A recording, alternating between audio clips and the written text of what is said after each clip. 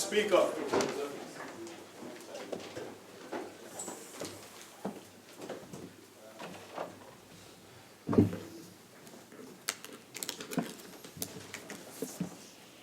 Almighty God, we give thanks to you, the Creator of the universe, and humbly beseech you to direct and prosper the deliberations of the members of this House here assembled for the advancement of your glory and the trust and welfare of the people of Trinidad and Tobago. Grant that peace and happiness, truth and justice may be established among us for all generations. Amen. Amen. Namaste.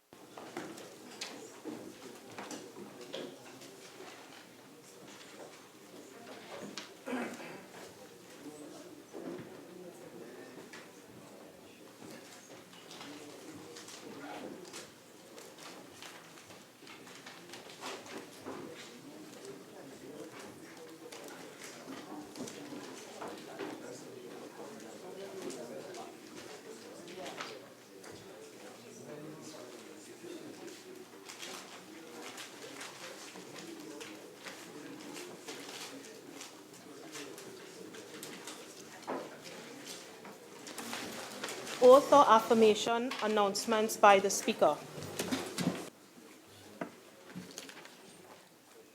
Honourable members, the Honourable Shamfa Kudju, MP, member for Tobago West, has requested leave of absence from sittings of the House from December 14th, 2018 to January 1st, 2019. And Mr. Prakash Ramadan, MP, member for St. Augustine, has requested leave of absence from today's sitting of the House. The leave which the members seek is granted. Bills brought from the Senate, petitions, papers. The Deputy Speaker.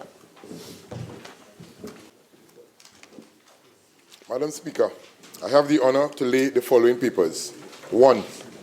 The sessional report of the third session 2017 to 2018 11th Parliament of the Republic of Trinidad and Tobago. 2. The 9th report of the Judicial and Legal Service Commission for the year 2017. Thank you. The Minister of Finance. Thank you, Madam Speaker. I have the honor to lay the Financial Obligation Amendment Regulations 2018. The Leader of the House. Thank you very kindly, Madam Speaker. Madam Speaker, I have the honor to lay paper number 3, the ministerial response of the Ministry of Finance to the 10th report of the Joint Select Committee on Local Authorities, Service Commissions and Statutory Authorities, including the THA, on an inquiry into the internal control systems and corporate social responsibility policies of the National Lotteries Control Board. Thank you, ma'am. Minister of Public Administration. Madam Speaker, I have the honor to lay the annual report of the Telecommunications Authority of Trinidad and Tobago for the period October 2016 to September 2017.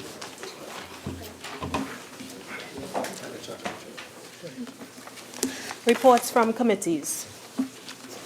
Member for Caroni Central. Madam Speaker, I have the honor to present the following reports. The 19th report of the Public Accounts Committee into the examination of the audited financial statements of the Chaguanas Borough Corporation for the financial years 2008 to 2011, and the 21st report of the Public Accounts Committee into the examination of the audited financial statements of the Chaguanas Development Authority for the financial years 2008 to 2014. The member for Port au Prince South. Madam Speaker, I have the honor to present the second report of the Joint Select Committee on Foreign Affairs on an inquiry into the regional integration and the strengthening of the CARICOM institution. Member for Faisalabad. Madam Speaker, I have the honor to present the 12th report of the Public Administration and Appropriations Committee on an examination into the administration of disaster relief in Trinidad and Tobago. Member for Aruka Maloney. Thank you very kindly, Madam Speaker. Madam Speaker, I have the honor to present the interim report of the Joint Select Committee appointed to consider and report on the Constitution Amendment Tobago Self-Government Bill 2018 in the fourth session of the 11th Parliament. Thank you very kindly. Prime Minister's questions, urgent questions. The member for Oropouche East. Thank you. Thank you very much, Madam Speaker. To the Minister of Finance, could the Minister indicate the purpose for which the recent loan of 600 million United States dollars from the Andean Development Bank was taken? The Finance. Thank you, Madam Speaker. In the first place, Madam Speaker, it is not a recent loan of $600 million. The financing from the Andean Development Bank of Latin America, also known as CAF, comprises two loans. The first loan of US $300 million was executed in July 2017, over a year ago, and disbursed in full in August 2017. The second loan of US $300 million was executed in April 2018 and August 2018 and disbursed as follows. Firstly, US $180 million in August 2018 and US $120 million in November 2018. Both loans are policy loans designed to support the government's fiscal program, including the fiscal measures and the public sector investment program, as well as general budgetary support, such as the payment of salaries of members of parliament. The government's borrowing program is clearly outlined in the annual estimates of revenue and approved by Parliament. Further, as the member for Oropouche East will know, he having been a member of the government that agreed to join the Andean Development Bank, the loan agreements were also submitted as required to the Parliament, as required by legislation, in October 2018. I cannot help if the member does not pay attention, Madam Speaker. Mental member for Oropouche East. Thank you very much for the kind response of the Minister. But the Minister confirmed that this money from the bank represents $12 million per day over a one-year period for budgetary support, excluding any infrastructure development project. Minister of Finance. Speaker, as I indicated, the CAF loan agreements were sent to the Parliament on October 18, 2018, 2 months ago. All of the details regarding the loans, the purpose, the reason, the disbursement, etc., were sent to members of Parliament, including the member for Oropouche East. Member for Oropouche East. Next question. Yeah. Thank you very much, Madam Speaker. Question number 2 to the Prime Minister. Could the Prime Minister indicate whether UDCOT borrowed $180,300,000 from NCB Global Finance Limited and Sagico Life Incorporated in November 2018, and for what purpose? Prime Minister. Madam Speaker, the answer to the question is yes. Pursuant to a mandate received from the Ministry of Finance, dated the 5th of October 2018, UDCOT proceeded to enter into the loan agreement with NCB Global Finance Limited and Sagico Life Incorporated for the repayment of an existing short-term facility in respect of Phase 2 of the project for the design, construction, and completion of the adaptation of the Chancery Lane office as an extension of the San Fernando General Hospital, which was commonly called at the time San Fernando Teaching Hospital, and this agreement was executed on the 15th of November 2018. Member for Puchis. Could I ask the Prime Minister if the Prime Minister is aware that any relative of a minister of the Cabinet is involved in this negotiation and deal with NCB Global Finance Limited? Minister. That is not what I'm aware of. What I'm aware of is that the loan that he's querying is a loan that he as a member of the Cabinet incurred. And what I just told this Parliament, that the question to me is asking why the loan was borrowed. It was borrowed to pay a debt that he incurred in the Cabinet. And as to who sleep with who and who is cousin to who, I don't know anything about that. Member for Puch West. Thank you, Madam Speaker. To the Minister of Works and Transport. In light of recent reports which indicated that a shipment containing large quantities of marijuana was cleared at the port, could the Minister inform the House whether the scanners at the port of Port-of-Spain are functioning? Minister of Works and Transport. Madam Speaker, thank you very kindly. On behalf of the Minister of Works and Transport, the fixed scanners at the port are fully operational. Based on procedures, the Customs and Excise Division is the agency with the sole responsibility to decide which scanners are scanned or required to undergo any type of examination. The port does not have such authority.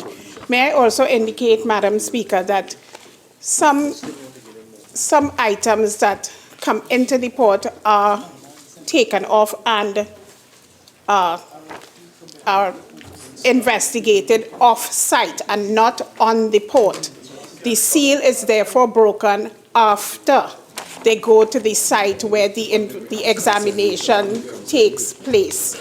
So this is what occurred in this instance. Thank you very much. Supplemental, Member for Puch West. Say, Minister, that the scanners are fully functional, yet it weren't detected. Is that what you're saying? They're working, but yet this drug was not detected? I think the question was whether the scanners are fully functional, and that was answered. Supplemental, Member for Puch. So if they are working, how is it that this drug was not detected? Member for Arukam. Thank you very kindly, Madam Speaker. Madam Speaker, as we know very clearly, the scanners, as I said, are fully functional. As we also know, not every single item or container is scanned by the scanners. It is the same on every single port, not just the port of Port-of-Spain, but the ports all over the world. And may I reiterate that these were not scanned on the port, which is what I said when I first answered the question. They were examined off-site, and as I said, the seal was broken off-site, and the marijuana was found at that time. Found at that time.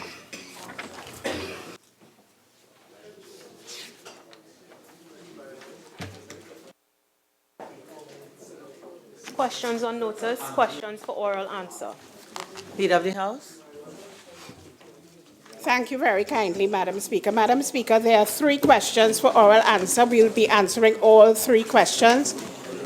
As seems to be the norm, there are no questions for written response. Thank you very kindly.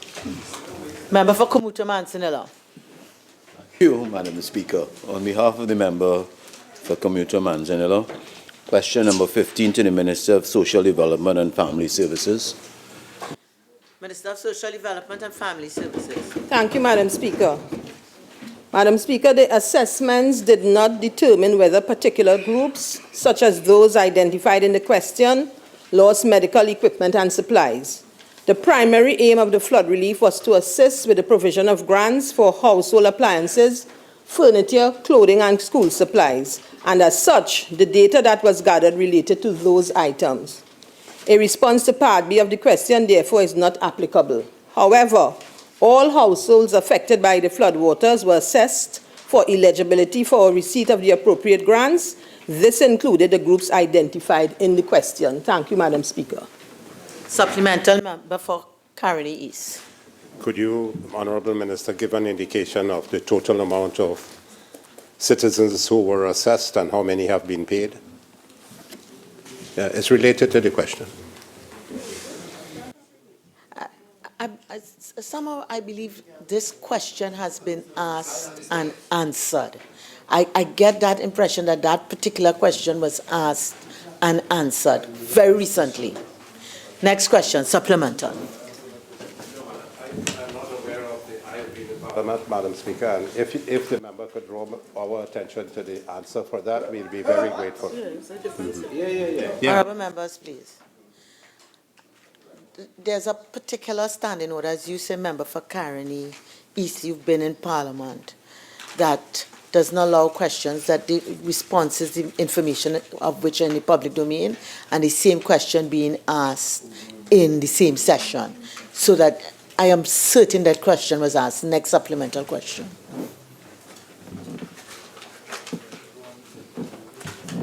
Thank you, Madam Speaker. On behalf of the member for Kamuta Manzanilla, question number 16, again to the Minister of Social Development and Family Services. Minister of Social Development and Family Services. Thank you, Madam Speaker. All persons, whether senior citizens or otherwise, whose internal plumbing and electrical wiring were adversely affected by the flooding, which occurred during the period October 19, 2018 to October 21, 2018, are entitled to apply for the appropriate grants in accordance with existing policy. Persons deemed eligible after the application of the standard means test may qualify for the following. 1, sanitary plumbing grant, which would be for the purchase of materials up to a maximum of $15,000 payable directly to the supplier or hardware. 2, house wiring grant, up to a maximum of $25,000 for materials and labor, or up to a maximum of $15,000 for the purchase of materials only, payable directly to the supplier or hardware. However, it should be noted that in the case of HDC developments affected by the October 2018 flooding, the HDC assumed responsibility for the repair of all affected internal plumbing and electrical wiring. As such, residents of those HDC developments are not eligible for grants for sanitary plumbing and house wiring. Thank you, Madam Speaker. Supplemental member for Caroni East. Excluding those that you just last spoke about, would you be kind enough to indicate how many applications for these areas have been before the ministry and how many have been satisfied? To what value? Well, member for Caroni East, if you could just specify. I'm not sure if these areas, if you're talking about Greenvale, meaning geographic areas, or if you're talking about the nature of the type of repairs. So, all areas that have experienced flooding, including. I'm not going to allow that as a supplemental question coming out of what was answered by the minister. Member for Kamuta Manzanilla. Thank you, Madam Speaker. Again, on behalf of the member for Kamuta Manzanilla, question number 17 to the Minister of Health. Minister of Health. Thank you very much, Madam Speaker. Madam Speaker, the information requested relates to works carried out by the various regional and municipal corporations. This information, therefore, is not readily available in the Ministry of Health.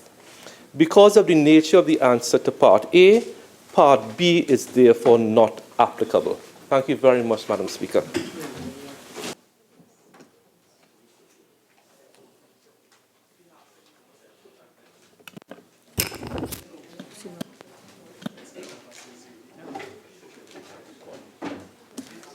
Request for leave to move the adjournment of the House on definite matters of urgent public importance. Statements by ministers. Honourable members, I have been advised that there is agreement that the Prime Minister shall speak until the completion of his statement. Prime Minister.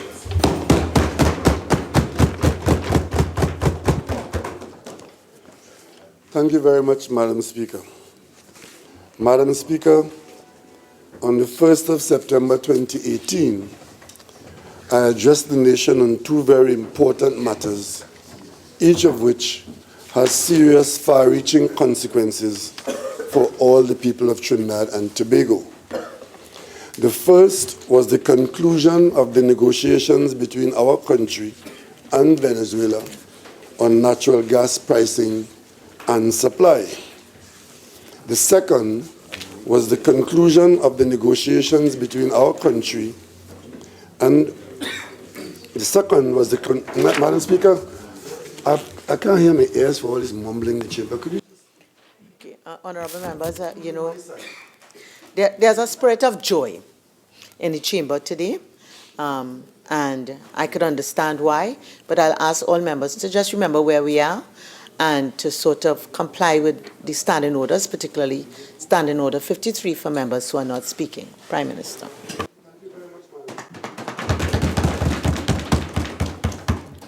The second was the closure of the Petrotrin refinery as part of the restructuring of the state's involvement in the oil business.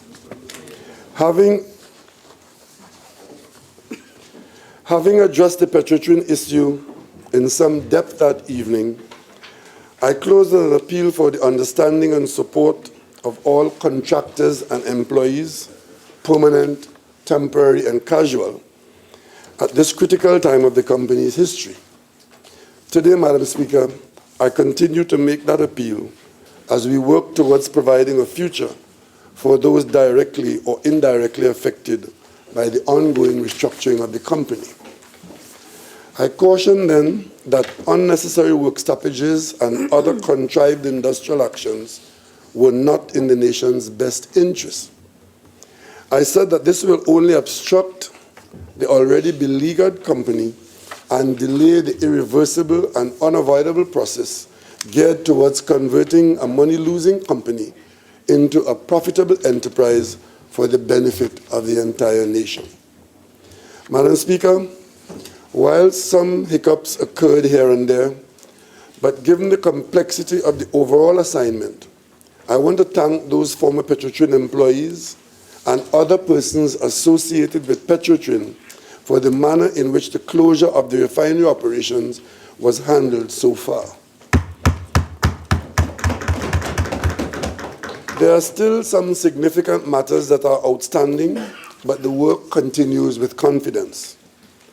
We have not given up on refining to be done by others, but we have to wait and see what offers are thrown up at the end of the invitation process for the request for proposal, the RFP for the refinery. Throughout the entire process, Madam Speaker, the nation's best interest is always put first. Madam Speaker, in that address to the nation, I also gave the assurance that the same resolve that took us to make the difficult decision to close the refinery is the same strength of character which will see this government put personal anxiety ahead of any other consideration. I said we will undertake to allocate resources so that calm and prosperity will soon return to Petrotrin's former employees, their families, and their neighborhoods.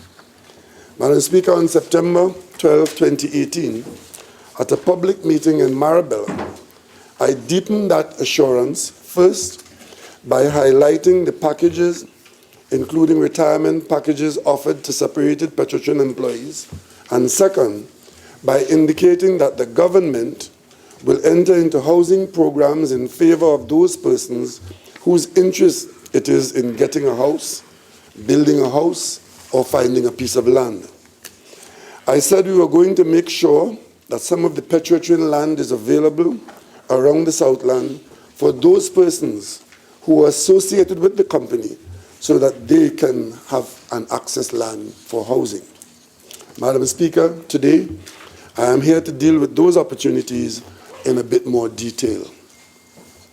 Madam Speaker, we all know that Petrotrin's footprint is particularly significant in the communities around the Pointe-à-Pierre refinery and the land and offshore operations in southwest Trinidad. Many of Petrotrin refinery employees are from San Fernando, Marabella, Pointe-à-Pierre, Gasparillo, Claxton Bay, Coquille, St. Madeleine, and as far as Princestown.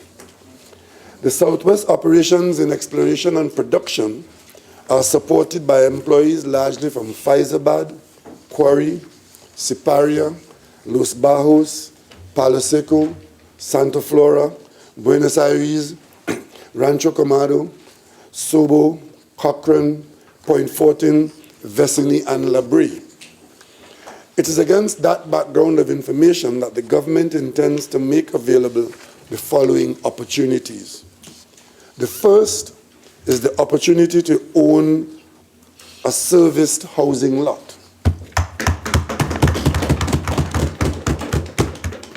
Madam Speaker, in 2017, the government launched the Aided Self-Help Housing Program.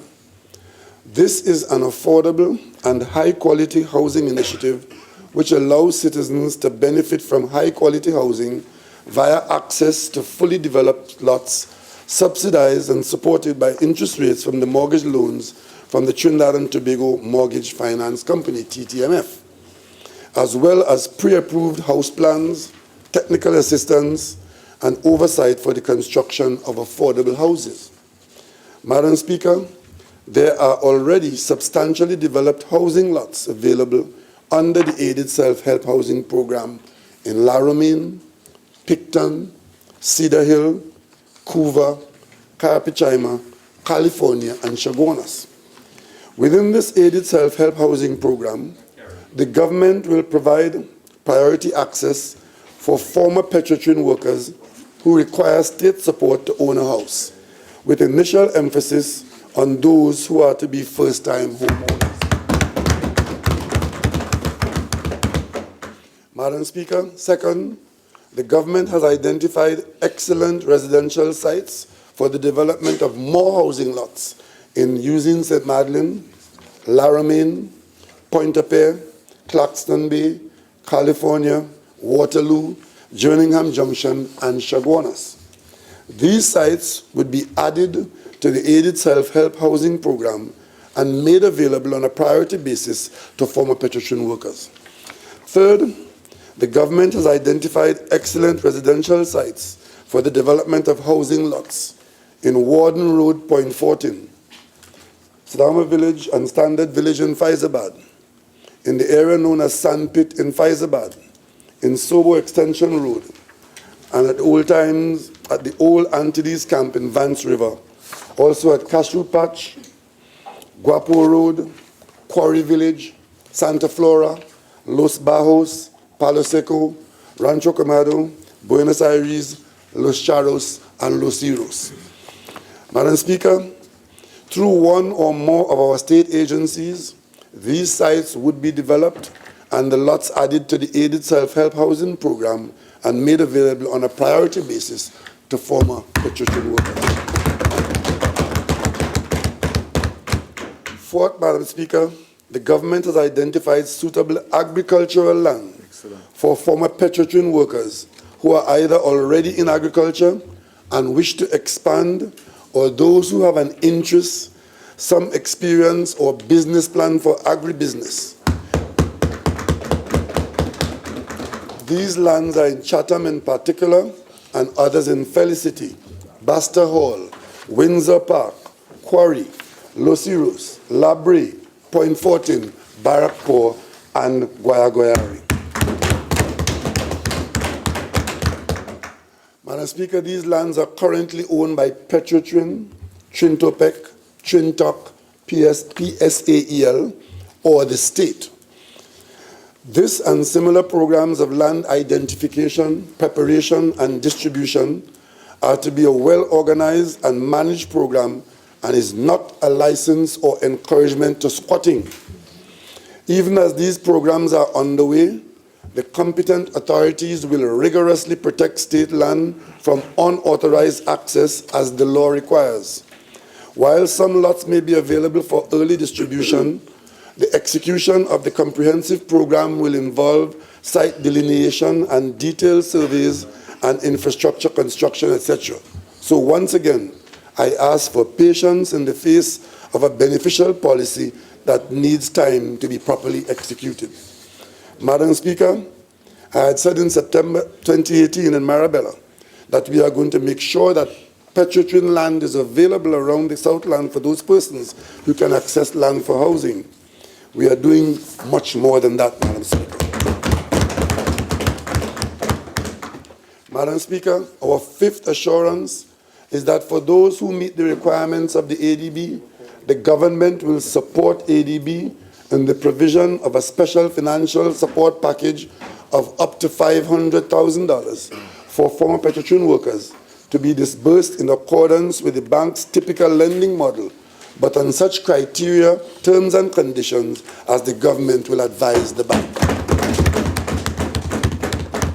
And finally, Madam Speaker, for those former Petrotrin workers who currently reside on or carry on agriculture or other activity on state land or land owned by a state entity, the government of Trinidad and Tobago, through PSAEL and the Land Settlement Agency, will give priority attention to assessing each situation, and where it does not infringe on exploration and production activities or other planning strictures or ownership interests, the government will deal expeditiously with the issue of regularization where such occupancy can be shown to have been in existence before December 1st, 2018. Madam Speaker, even as difficult as the Petrotrin issues have been to deal with, the government's approach and attitude are that it must give the former Petrotrin workers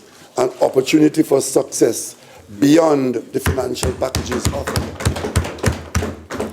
The opportunity to own a housing lot and access land and funding for agribusiness will provide stability for those who access these 6 opportunities announced today. The government of Trinidad and Tobago believes this is the right direction, and we believe that this is what we as a country must do. The wealth distribution and the widespread economic activities that will flow from these initiatives over time will benefit families in all areas mentioned and the wider national community as a whole.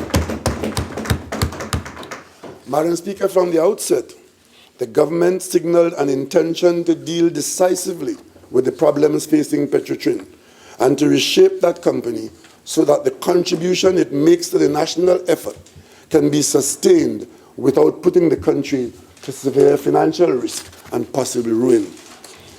That work is well underway, Madam Speaker. New doors will be opened. At this time, Madam Speaker, less than a month since the closure and the initiation of the new activities, hiring and rehiring of employees to staff the new efforts are already well underway and will continue expeditiously as the Petrotrin subsidiaries ramp up to new work programs. The 6 opportunities announced will strengthen our former Petrotrin workers as they make the required transition to a more secured future. We are here to support their families and their communities all the way. Even as I made this commitment in Marabella in September, I heard some disappointed skeptics say quite mischievously that the government's word means nothing because the same was said to the Caroni workers and the workers have not received their land. Let me, for one more time, put that perpetual falsehood to bed.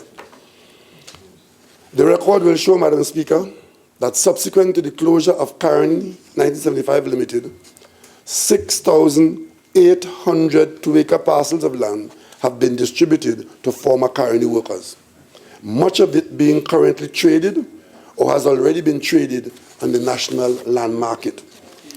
Additionally, Madam Speaker, 4,400 residential plots have been distributed to the former Caroni workers for a total of 11,200 units in all. Yet, Madam Speaker, you will hear voices familiar to us talking about Caroni workers not being given land.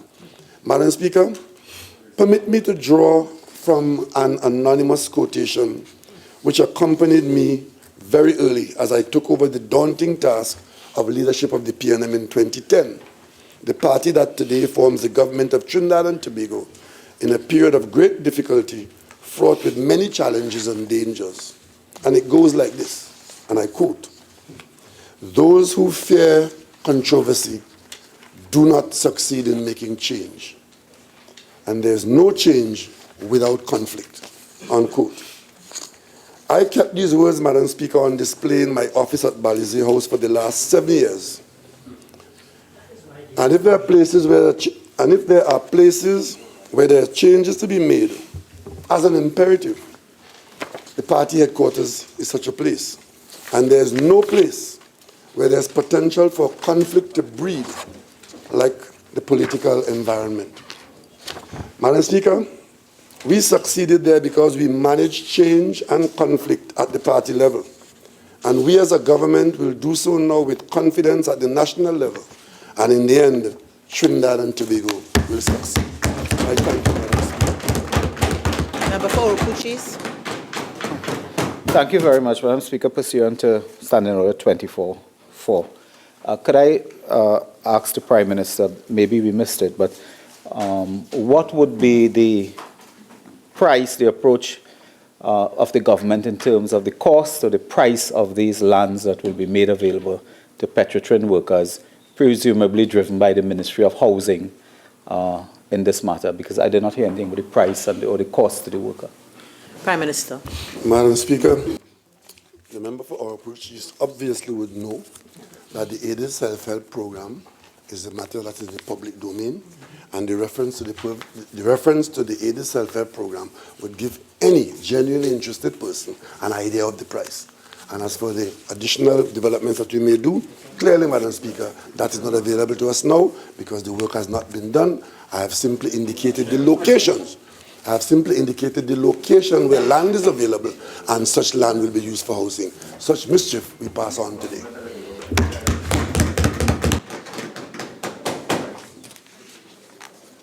Personal explanations, introduction of bills, motions relating to the business or sittings of the House unmoved by a minister. Leader of the House. Thank you very kindly, Madam Speaker.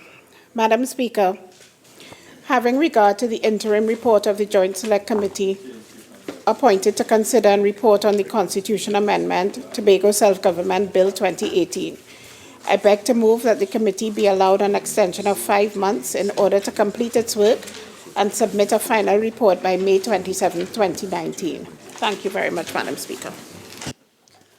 Honourable members, the question is, be it resolved that the Joint Select Committee appointed to consider and report on the Constitution Amendment, Tobago Self-Government Bill 2018, be allowed an extension of 5 months in order to complete its work and submit a final report by May 27, 2019. All in favor say aye. Aye. Any against? I think the ayes have it. Public business, government business, bills, second reading. Attorney General. Thank you, Madam Speaker. Madam Speaker, I beg to move that a bill entitled An Act to Amend the Proceeds of Crime Act, Chapter 1127, the Anti-Terrorism Act, Chapter 1207, and the Financial Intelligence Unit of Trinidad and Tobago Act, Chapter 7201, be now read a second time. Madam Speaker, this bill before us is a continuation of the government's exercise in ensuring that Trinidad and Tobago meets with two particular obligations that we must achieve. On the first hand, of course, is the fact that our country is one which has demonstrated features of corruption, criminality, money laundering, terrorism by way of threat in terms of people associating themselves with it, and generally the issue of crime bundling all of that together. That's on the first hand, the local situation. On the second hand, we also have international obligations as a country where we have found ourselves participants in the United Nations Security Council resolutions, members of the operational functionalities of other international organizations, specifically the Financial Action Task Force, the Global Forum, the associative bilateral relationships with countries including the United States of America and many other countries.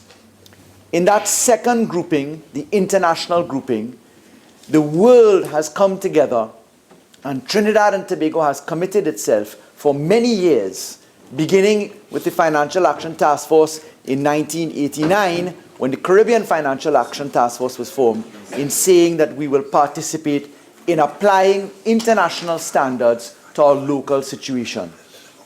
Madam Speaker, the three bills before us, the bill before us which seeks to amend 3 acts of Parliament, really form 3 inter-articulating pieces of law.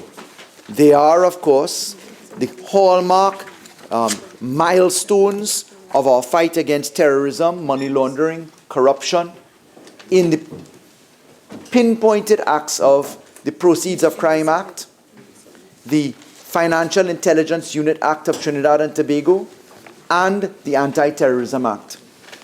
These 3 laws, which are on the books of Trinidad and Tobago, join together in particular with regulations in the form of financial obligation regulations, which are a subset of the Proceeds of Crime Act, and that forms the backbone of Trinidad and Tobago's compliance mechanisms, in particular with the Financial Action Task Force.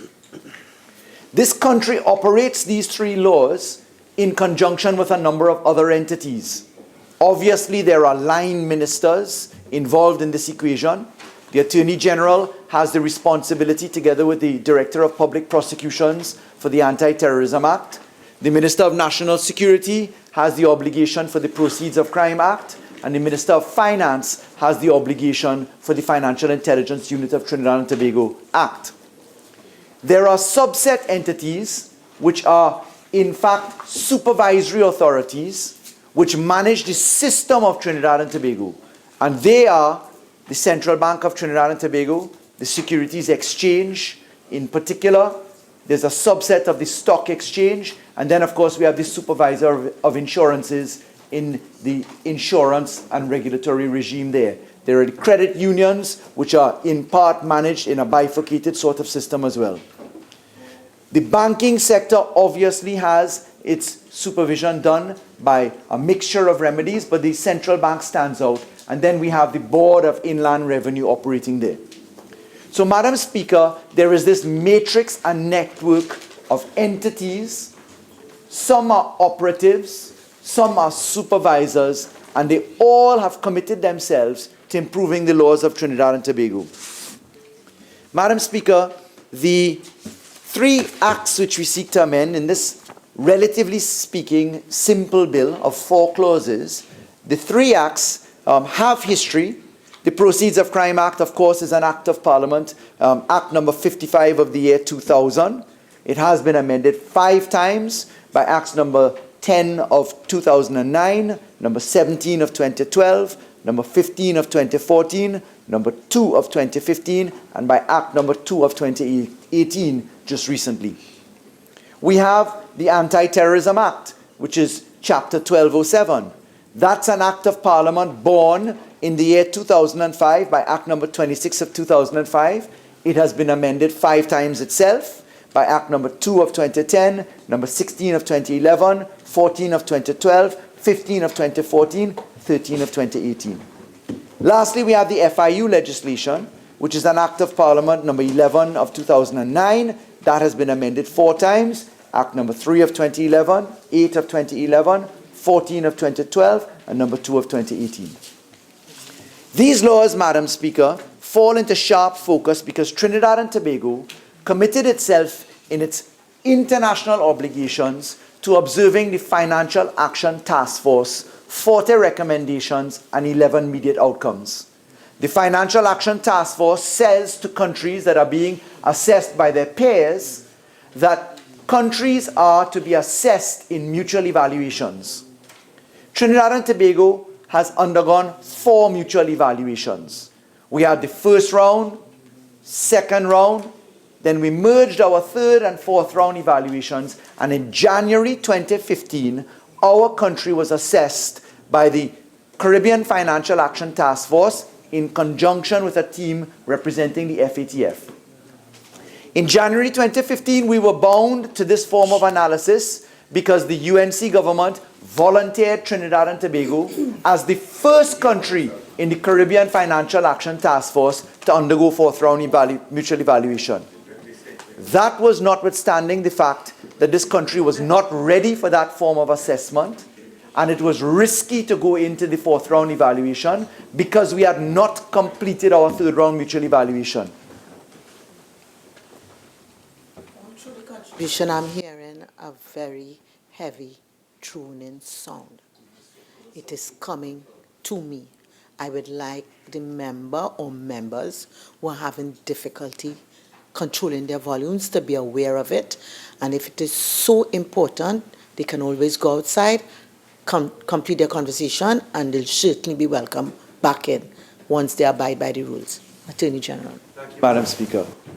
So in January 2015, an expert team came to Trinidad and Tobago, sat down and rated Trinidad and Tobago across the 40 recommendations and 11 immediate outcomes, looked at two particular points of focus. Number one, do you have the technical laws on your books to treat with the phenomenon of terrorist financing and to be an anti-terrorism effective focal point?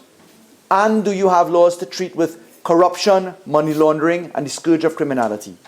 Technical compliance. The second limb was your effectiveness. What do you have to show in respect of your work product? How effective are your laws being applied? In 2015, January, that mutual evaluation having been performed, Trinidad and Tobago had a fourth-round mutual evaluation report produced, and that fourth-round mutual evaluation report effectively demonstrated that Trinidad and Tobago had done very poorly in its performance. The FATF, through the CFATF, observed that there were 12 recommendations out of the 40 that we were compliant in. There were 13 recommendations that we were largely compliant in. There were 13 recommendations that we were partially compliant in, and 2 that we were completely non-compliant in. They recognized that our risk level was moderate and low, and then they put us into 2 forms of supervision. They had us put into something called the International Cooperation Review Group exercise, which is an entity which FATF sets up. They meet 3 times a year to look at the progress of your country, and they also put us into something called enhanced follow-up in the Caribbean Financial Action Task Force. The FATF, Madam Speaker, importantly produces certain publications. On the first hand, they produce something called the FATF Public Statement, where they identify countries with serious strategic deficiencies, and they publish us in that regard. They also produce a compliance document called Improving Global AML CFT Compliance Ongoing Process. And the short version of that is, they have looked at Trinidad and Tobago as the first country coming into the ICRG methodology at FATF, and they've said to us, number 1, give us your high-level political commitment, Trinidad and Tobago, and tell us that your commitment will be applied against an action plan to cure the deficiencies which you have demonstrated in your fourth-round mutual evaluation. Trinidad and Tobago gave that commitment, Madam Speaker. I myself, attending the plenary on behalf of the government by the instruction of the Cabinet, gave the high-level commitment for Trinidad and Tobago, and we established a roadmap plan to amend our laws and to take us into compliance, and very importantly, to make our laws effective by operationalizing them. Madam Speaker, in keeping with our commitments to meet a deadline as a country by November 30th, 2018, one of the particular reporting items which has now passed, which we were able to comply with notwithstanding the UNC's position in not supporting it, was in relation to the Income Tax Amendment Bill, which has now passed through both houses of Parliament. But that November 30th deadline was for us to seek re-ratings in accordance with our high-level commitment and our country's action plan, and we asked for re-ratings on 22 of our recommendations, which were observed to be in need of improvement. Madam Speaker, we're very pleased to say that the direct result of that work, that continuing progress that we have made and which we have had public commendation from the Financial Action Task Force in particular, and the cooperating and supporting nations that operate there, including Canada, the United States of America, Spain, and Mexico, who have been helping Trinidad and Tobago in their process. That work product and that positive review has resulted in us treating with this law today. So let's dive directly into the bill, having understood the context within which this bill proposes amendments. Madam Speaker, we have Clause 1, which is the short title. We have Clause 2, which seeks an amendment to the Proceeds of Crime Act. In that Clause 2, we're proposing effectively 9 amendments, which really can be probably stretched into 10, depending upon how you look the amendments in the face. We have Clause 3, Madam Speaker, which treats with an amendment to the Anti-Terrorism Act. And then we have Clause 4, which treats with an amendment to the Financial Intelligence Unit Act. Madam Speaker, Clause 2A amends the interpretation section of the Proceeds of Crime Act. Now, the Proceeds of Crime Act, Madam Speaker, is a critical piece of law for Trinidad and Tobago. This Act of Parliament, number 55 of the year 2000, is spread across 59 sections, and in it, Madam Speaker, we treat with confiscation of proceeds of specified offences, we treat with money laundering, and we treat with general provisions, including the establishment of seized asset committees and rules and regulations. This Proceeds of Crime Act is the backbone of fighting the scourge of criminality and corruption. This Proceeds of Crime Act, Madam Speaker, is being amended in Clause 2. Firstly, in the interpretation section, Clause 2A of the bill proposes that we amend the definition of a financial institution, that we delete the word agent, and we insert a qualification of a particular type of business as it relates to insurance products. Effectively, Madam Speaker, the Financial Action Task Force, in its mutual evaluation reports, said that our law was safe enough for us to exclude agents and to include an insurance company or broker registered under the Insurance Act involved in underwriting and placement of term life insurance. What the mutual evaluation report looked at was where the risk lies in terms of money laundering and criminality and corruption. And the FATF came out effectively agreeing with the Central Bank of Trinidad and Tobago's provision that term life insurance is a low-risk investment. Accordingly, Madam Speaker, we propose to amend the Proceeds of Crime Act to comply with the observations by limiting the application away from agents and low-risk investment products in the fashion that we do. Madam Speaker, Clause 2B amends Section 51 of the Proceeds of Crime Act. And this is an important section of the Proceeds of Crime Act. Section 51 is what we call the tipping off provision. The tipping off provision is to say, if somebody, as the current law stands, if somebody is reporting to the Trinidad and Tobago police that matters are being investigated, and somebody tips off the target of a suspicious activity report or a suspicious transaction report by effectively letting them know that the Trinidad and Tobago Police Service is engaged in supervision and is engaged in considering matters, the tipping off provision bites in. So the law as it currently stands, a person commits an offense if he knows or suspects a police officer is acting, etc. And the person is deemed to commit offenses of 2 categories, indictable and summary offenses. What we do now, Madam Speaker, by way of the amendment we propose now, is we're broadening the tipping off provision to include somebody tipping off not only where the police is involved, but where a listed business or financial institution is engaged in considering a suspicious transaction report or a suspicious activity report. If we left it only to the position where the listed entity, the listed business, or the financial institution was reporting it to the FIU, and then the FIU went to the FIB, which is the police, will be too far down the road. So instead we say now, if someone is aware or suspects that a listed business, such as attorneys at law, real estate agents, pawnbrokers, jewelers, if a listed business or a financial institution, a bank, a credit union, etc., if they are about to make a suspicious activity report or suspicious transaction report, if you tip them off, you commit an offense. And that's very important in the context of the observed findings of the Financial Intelligence Unit, which in 1 year demonstrated the finding of $22.5 billion, half of the revenue of Trinidad and Tobago in any 1 year in suspicious activity reports and suspicious transactions. So, Madam Speaker, we are broadening the tipping off provision by Clause 2B, and we are complying with Recommendation 21 and Recommendation 18.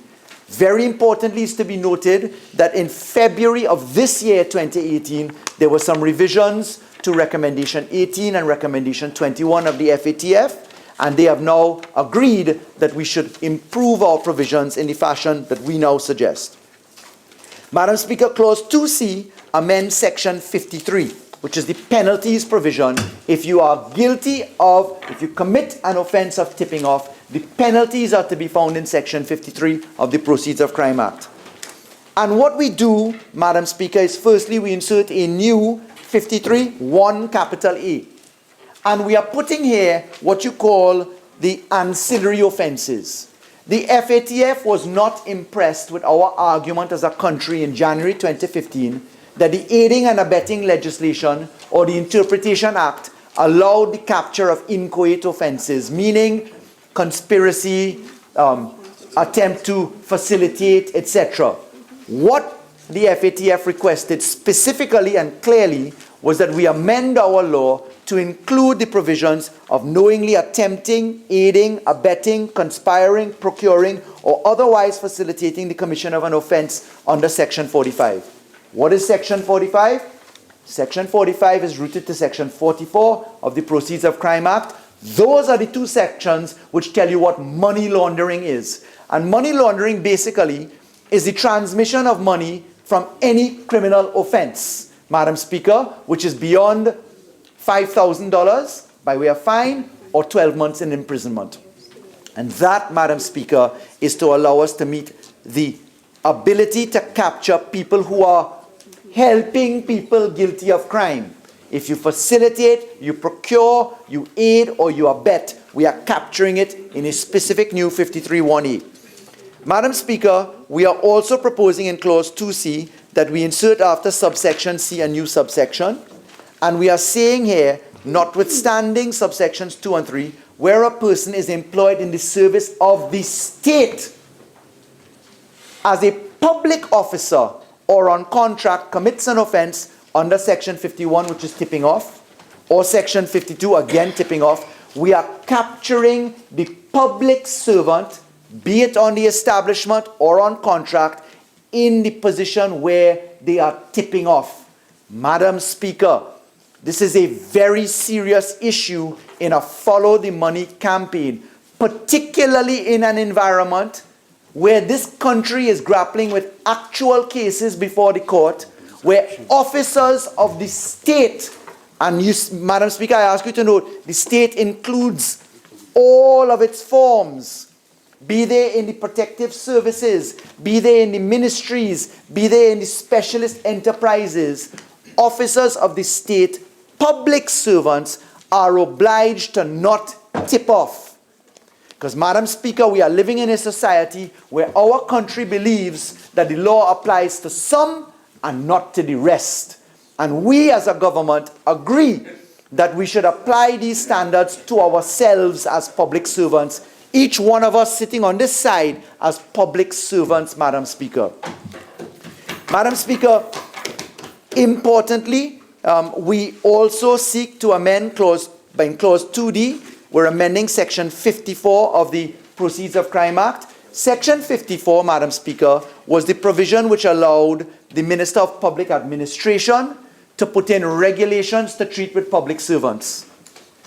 Before our mutual evaluation report, nothing was done to produce the regulations. So, Madam Speaker, we propose that we repeal Section 54 and rely upon the amendment to Section 53 in the manner I just described, Madam Speaker, to make sure that the Proceeds of Crime Act applies to the state, each and every one of us as public servants.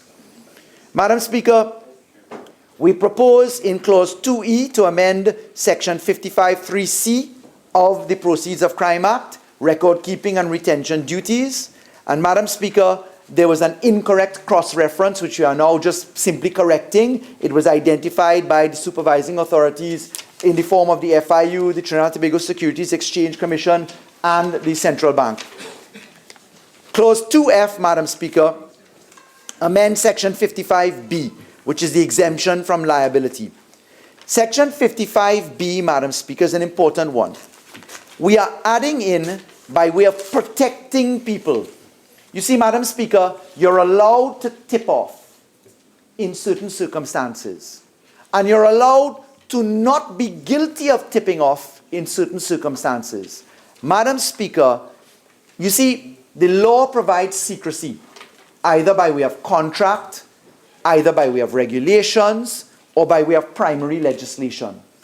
And the Proceeds of Crime Act, giving a strict position to say you shall not tell somebody about a suspicious activity report or a suspicious activity transaction if you did not provide exemptions. For instance, if you are lawfully talking to your lawyer in a privileged circumstance, or if you are reporting to somebody who needs to know about this, you had to have legitimate exceptions to the rule. And what we are doing here, Madam Speaker, we are making sure to go even further to protect people who, in good faith, do the correct thing. And we're saying that it is irrelevant that a charge or an activity had to happen. So we are exculpating people by adding in whether or not the underlying criminal activity was known or any illegal activity occurred. And that, Madam Speaker, is to allow people a greater protection in law, so that you are not going to be caught in circumstances where some smart lawyer says, look, you tipped off on something, but no charge ever came, or no conviction ever came. If you did a lawful conversation not deemed to be tipping off in the illegal sense, you will be exculpated by this clause. Madam Speaker, Clause 2G amends Section 55D, which is the supervisory authority may enter into premises. And Madam Speaker, we are effectively in this clause removing the National Insurance Board and removing the Unit Trust Corporation of Trinidad and Tobago. And why do we do that? We do that, Madam Speaker, because the National Insurance Board is a financial institution which is not something that needs to be there. We are adopting a higher standard which FATF is not asking for. And in terms of the ease of managing anti-money laundering, financing of terrorism, we're going to rely upon the provisions that regulate the NIB in any event and take them out of the Act. But the unit trust is in fact already supervised, Madam Speaker, and that is supervised by the Trinidad and Tobago Securities Exchange Commission. So we are removing these two entities from that particular operation of law. Madam Speaker, Clause 2H amends Section 57(2), which is offences and punishment. And what we're doing, Madam Speaker, again, we are adding a greater protection by inserting, by deleting the words whether or not the company has been prosecuted or convicted.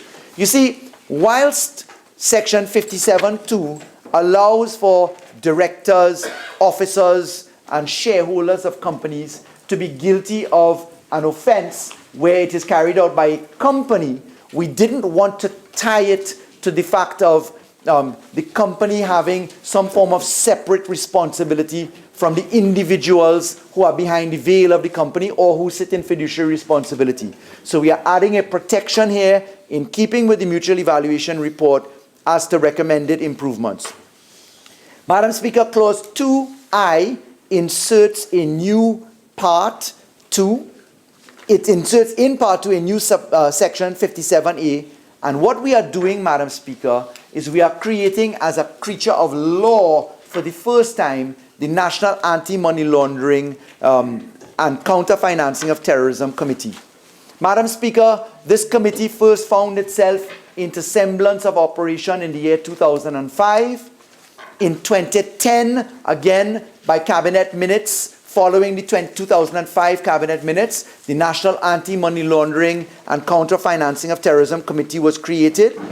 And this is effectively, Madam Speaker, a one-stop shop combined under an interministerial committee. That interministerial committee, in fact, relates to the Minister of National Security, the Minister of Finance, and the Attorney General.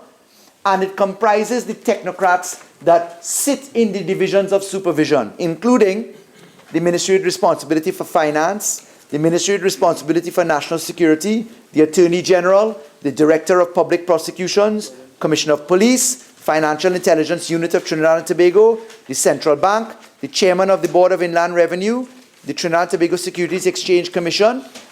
And Madam Speaker, this body is being established in law so that it is not subjected to the vagaries of cabinet notes, which can change structure from time to time. And Madam Speaker, we are implementing into the law that this entity is responsible for policy direction and for facilitating implementation. Because one of the things that the FATF asks you to do is to constantly assess your situation. But Madam Speaker, we couldn't be doing these amendments now or yesterday or next year unless we had a body established to track our compliance against our national risk and our risk assessment, Madam Speaker. Madam Speaker, if I turn next to the provisions of Clause 2I, we are simply in a new 57B, allowing for the seized asset, allowing for the NAMLAC to regulate its own procedure. That's in keeping with other laws. For instance, the Seized Asset Advisory Committee under the Proceeds of Crime Act in Section 58I, and also the Environmental Management Act, where you can see a similar provision. Let's turn quickly to Clause 3, Madam Speaker. Clause 3 proposes an amendment to the Anti-Terrorism Act. Madam Speaker, the Attorney General under the Anti-Terrorism Act, since it has been proclaimed as law, Madam Speaker, in the year 2005, the Attorney General has always been the creature working pursuant to the authority under Section 76(2) of the Constitution as the supervisor for the criminal and civil proceedings of the state. The Attorney General has a very important role in anti-terrorism and in countering the financing of terrorism, to be found at clauses 22B, subsections 2, 3, 9, 9A, and also, Madam Speaker, in several other provisions of the Anti-Terrorism Act. When we look to that, Madam Speaker, it is immediately apparent that the history of the operationalization of the Anti-Terrorism Act is relevant. In the period 2010 to 2015, under two UNC Attorneys General, not a single listing pursuant to our United Security Council resolutions was done. Not a single listing, not one. Even though we were obliged to engage in listings, Madam Speaker, for several of our provisions under the anti-terrorism laws and United Security Council resolutions. Madam Speaker, I'm very pleased to say that immediately upon becoming Attorney General, we reversed that position. In fact, the Office of the Attorney General has engaged in over 506 listings to date. We delisted some. We are now at 492. We have complied with UNSCR 1267, 1989, 2253, 2368, 1988, 1733, and we've delisted as well. Those are the United Nations Security Council resolutions. We have designated international persons and local persons. And what does that mean? In designating pursuant to our international obligations and in fighting for ourselves, we have frozen the assets of individuals in this country, and we have raised red flags so that if somebody is attempting to give funding to terrorist agencies, that they will be spotted by the international community, Madam Speaker. Madam Speaker, the obvious example which occurred to us in the government to make this an effective piece of law was to model ourselves after the Mutual Assistance in Criminal Matters Act, which is where we find the Attorney General as the central authority for Trinidad and Tobago, allowing a designated person to engage in activities so that the anti-terrorism work can find central focus with continuity. Madam Speaker, it is in that regard that we proposed the inclusion of the anti-terrorism unit. We have modeled it after the Central Authority of Trinidad and Tobago.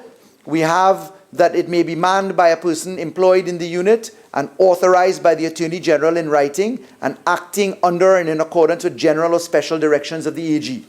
Obviously, we have put the safeguard to say that that designated person cannot make an order or any statutory instrument which only the Attorney General can under that Act.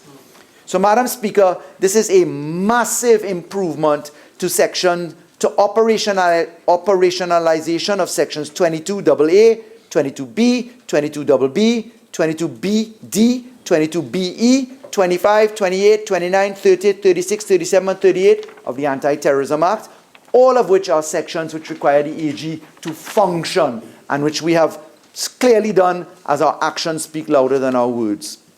Madam Speaker, Clause 3C is where we put in the requirement for the Attorney General to put an annual report.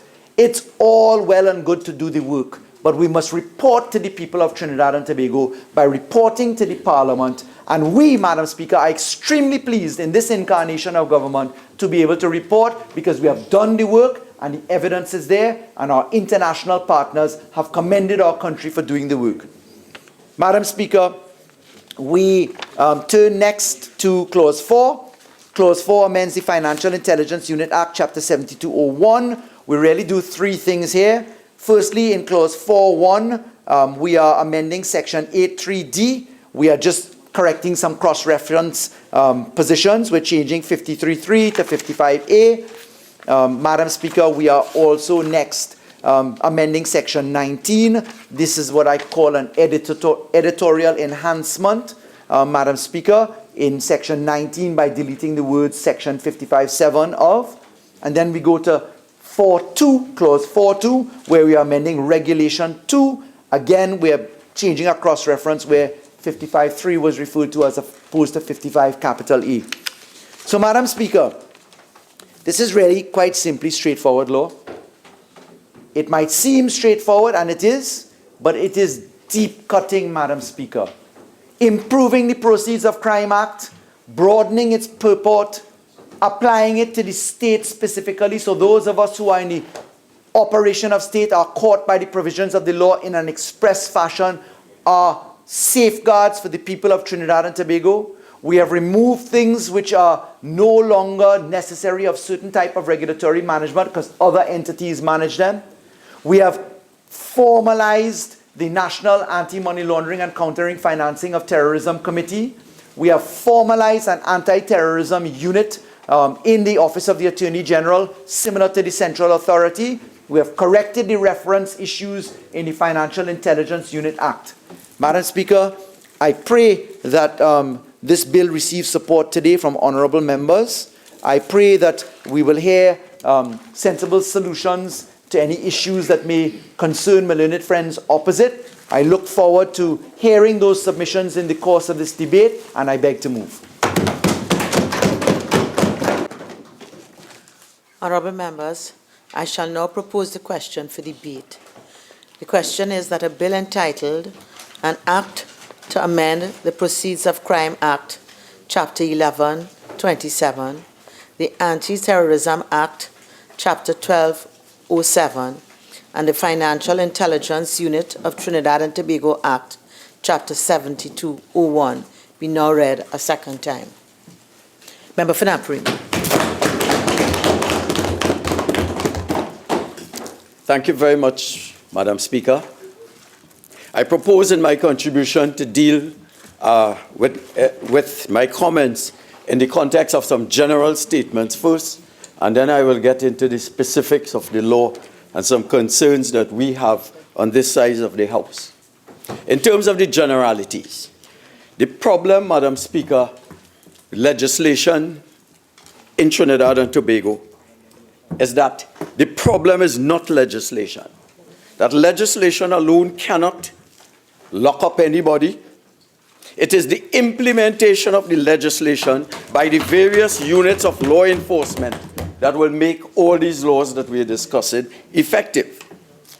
So that passing legislation without first ensuring that the national security apparatus is capable of enforcing the laws is pointless. Madam Speaker, so we come here and we have a number of laws, and this is characteristic of a government that operates by VAPs in our view, operates ostrich-like with its head in the sand, clueless about the realities of the day. What has this government, the Minister of Finance, the Minister of National Security, or the Attorney General done to ensure that, for example, our Financial Intelligence Unit, and we will be amending a section that relates to that today, is operating at full capacity? Earlier this year, Madam Speaker, another issue, in terms of the operationalization. We can have laws, but we can have attempts to get around the laws. And I will say, Madam Speaker, I'm a politically exposed person, like most of us here. And it is impossible to launder anything above 5,000 in any bank in Trinidad today without answering a host of questions. And in fact, it is impossible. Not only ourselves, but our dependents. I'll just give an example of how difficult it is, Madam Speaker. Earlier this year, I sold a vehicle and secured payment from the person who got a loan from FCB branch in Gulf City. So they got a loan. They gave me the check, Madam Speaker. And I went to another FCB bank on High Street, San Fernando, to deposit an FCB check. Right? An FCB check for the purchase of the vehicle. Thinking that it was a branch-to-branch transaction, I attempted to deposit the check only to be told by the clerk, who was a student of mine at UE, that it could not be deposited because I was a politically exposed person and it required a source of funding. I was taken aback. Because it was a FCB to FCB, and therefore they should have been apprised of the details and trusted the other branch. But as a patriotic citizen, I went, Madam Speaker, it took me 3 days. I had to get a transfer certificate, I had to get an invoice, I had to get payment check, etc. And I presented the check. No fuss, Madam Speaker. Didn't pull rank, didn't do anything. I did my patriotic duty in the context of us fulfilling our obligations globally to money laundering and financing of anti-terrorism. Madam Speaker, we could pass all the laws, but if we attempt not to fill out the required forms, if we demand, for example, that doors be open, if we demand, for example, that we use our power to escape customs regulation. I'm not saying anybody does that. I say if we do, then all these laws are insignificant. I rise on standing order 48-1. Okay. So, Member Fanaparima, I'm giving you some leeway because you said you had some general comments. I hope you're going to tie that in to the bill. Very, very shortly. Right. In the 2017 FIU annual report, the analysis division listed several challenges. Staff shortages for the majority of the year, the time-consuming manual processes required in the analytical process, and the lack of automated systems. And the question that we ask is what has been done to put the FIU in a state of readiness to deal with the legislative burdens that we are placing on them. And the question I ask is the 200,000 increase in the FIU salaries allocation in the budget for 2019 enough to cover this? Madam Speaker, on January 13, 2017, the government brought the Miscellaneous Provisions, Mutual Assistance in Criminal Matters, Proceeds of Crime, the Financial Intelligence Unit of Trinidad and Tobago, Customs and Exchange Control Bill 2017 to Parliament. The debate on this ended earlier this year. This current version amends 4 clauses And the question we ask is, why didn't the government include these 4 clauses in the original bill that we debated in January? It seems as if we're getting legislation chirrup, little bit by little bit. This could have been passed by the Senate, been assented to. We could have been using parliamentary time today to debate the 2 pieces of legislation that went to the Joint Select Committee, which would have made us absolutely and totally compliant. Why this piecemeal approach? Why this sloth, Madam Speaker? It seems as though we are working hard, but we are not working smart in this parliament. So, Madam Speaker, we'll talk about FATF, CFATF, Global Forum, etc. And we're doing the legislation piecemeal. We had FATCA. Then we had the Income Tax Amendment Bill 2018. Then we had the Mutual Administrative Assistance in Tax Matters Bill. And we had the Tax Information Exchange Agreement. And all these bills are coming one by one instead of a collective, holistic, comprehensive approach that will get us off the list. It makes sense. We can see interconnectivities and synergies and pass the legislation. I come to the specifics of the bill. When I read one of the amendments proposed in the bill before us, which states in clause 2, and I read section 53 of the Proceeds of Crime Act will be amended, quote, by inserting after subsection 1 the following subsection, 1A, a person who knowingly attempts, aids, abets, conspires, procures, or otherwise facilitates the commission of an offense under section 45, commits an offense and is liable on conviction on indictment to a fine of $25 million and to imprisonment of 15 years. Madam Speaker, on the surface, this sounds reasonable.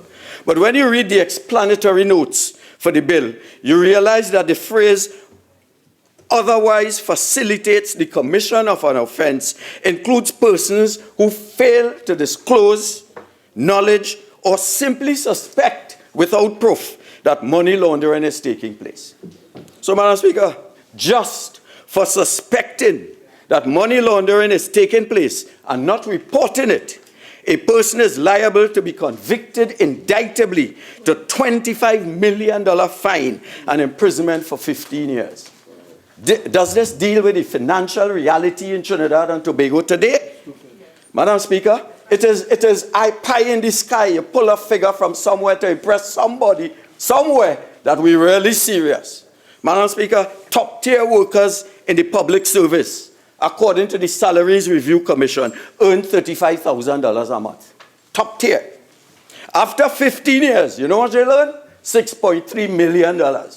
So a permanent secretary working for 15 years will earn before tax $6.3 million.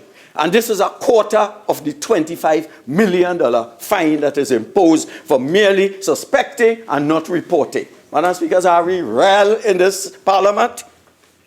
So you can imagine for lower level staff making less than $10,000 a month, what is their predicament, Madam Speaker? This is in effect a life imprisonment. This charge for suspecting but not reporting is being equated to manslaughter and homicide, both of which have a similar time frame for imprisonment in Trinidad and Tobago. Madam Speaker, we have concerns about the word or otherwise facilitates. Whether talk aids or bits or otherwise, what does that really mean, Madam Speaker? And you have to bear with me a little bit. I'll read it again. A person who knowingly attempts, aids, abets, conspires, procures, or otherwise facilitates the commission of an offense under section 45, commits an offense and is liable on a conviction, and they give the $25 million or imprisonment of 15 years. I have concerns with, quote, or otherwise facilitates, end of quote. Madam Speaker, in the case of Lilavati Bai versus the state of Bombay, and the reference is 1957 AIR 521, the Supreme Court of India held that according to the concept of ejus dem generis, where we have specific words like aids, abets, conspires, procures, aids, followed by more general words, in this case, or otherwise facilitates. The general words are usually restrictively interpreted in the context of the meaning of the specific words. So the concept of a justem generis does not apply, since in the context of the words or otherwise facilitates, it appears to have a meaning of a catch-all phrase. And therefore, they should be excised. Those words should be excised. Since given its literal interpretation, it becomes very dangerous. And I think, Madam Speaker, as a lawyer, you would understand this better than I do. So the new Section 55 absolves the company, even if they knew, and places the onus on the employee. And for mere suspicion, he could be jailed he could be charged $25 million. And nobody in Trinidad could pay that. Or most, at least not on this side. I know they are on that side. That is not a significant sum. Madam Speaker, Section 55. So these laws, ostensibly to meet, and I use the word massa, and you could forgive me, massa's needs outside, are being imposed on us significantly, and notwithstanding all the CFATF meetings they attend, without our inputs. Madam Speaker, one of the phenomena about international relations is Trinidad and Tobago is absent when important decisions are made which affect us. And I suspect it happened, Madam Speaker, when I was at the United Nations and we were discussing anti-terrorism. In those days, we co-sponsored, we determined what was put inside the international laws. We determined that. I get the sense that right now we are recipients of whatever is decided. Madam Speaker, up to this week, there was a major conference in Marrakesh, in Morocco, on migration. Madam Speaker, we have the highest, one of the highest, top 5. Come back. I'm coming back. The relevant bit. Yes, the relevant point is these things are being imposed on us. And I'll just be brief and I'll move on. It is said, Madam Speaker, if you're not at the table when decisions are being made, then you will be on the menu. And this is today an example of us being on the menu. Section 55 of the Proceeds of Crime Act protects financial institutions or businesses from liability for reporting a suspicious transaction or activity. The amendment now seeks to include that they be exempt from liability, quote, whether or not the underlying criminal activity was known or illegality occurred.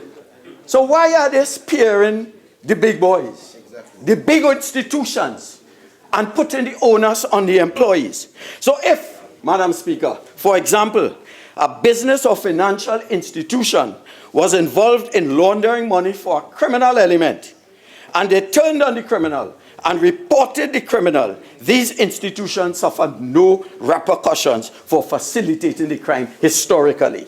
Madam Speaker. Madam Speaker, too much power is being placed in the hands of the political directorate. And the Minister of National Security in the new section, Part 2A of the Proceeds of Crime Act, the establishment of a National Anti-Money Laundering and Counter-Financing of Terrorism Committee.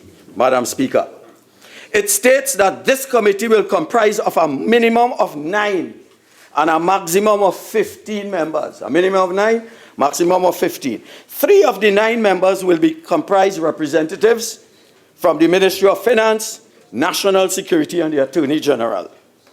It does not state the qualifications, the post, or the level of maturity of the individuals being appointed.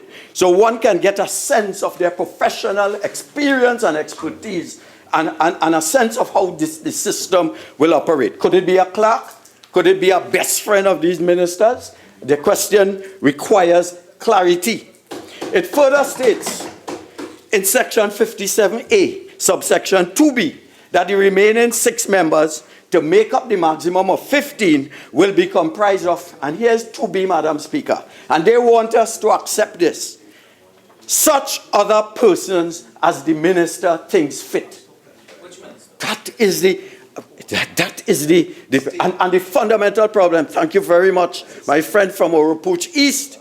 In section 57A, subsection 7, minister means the minister to whom responsibility for the National Anti-Money Laundering and Counter-Financing of Terrorism Committee is assigned. So the definition is in the act, in the bill, sorry. And the bill states that it is the minister. So who is this minister? Minister of National Security, the Attorney General, or the Minister of Foreign Affairs?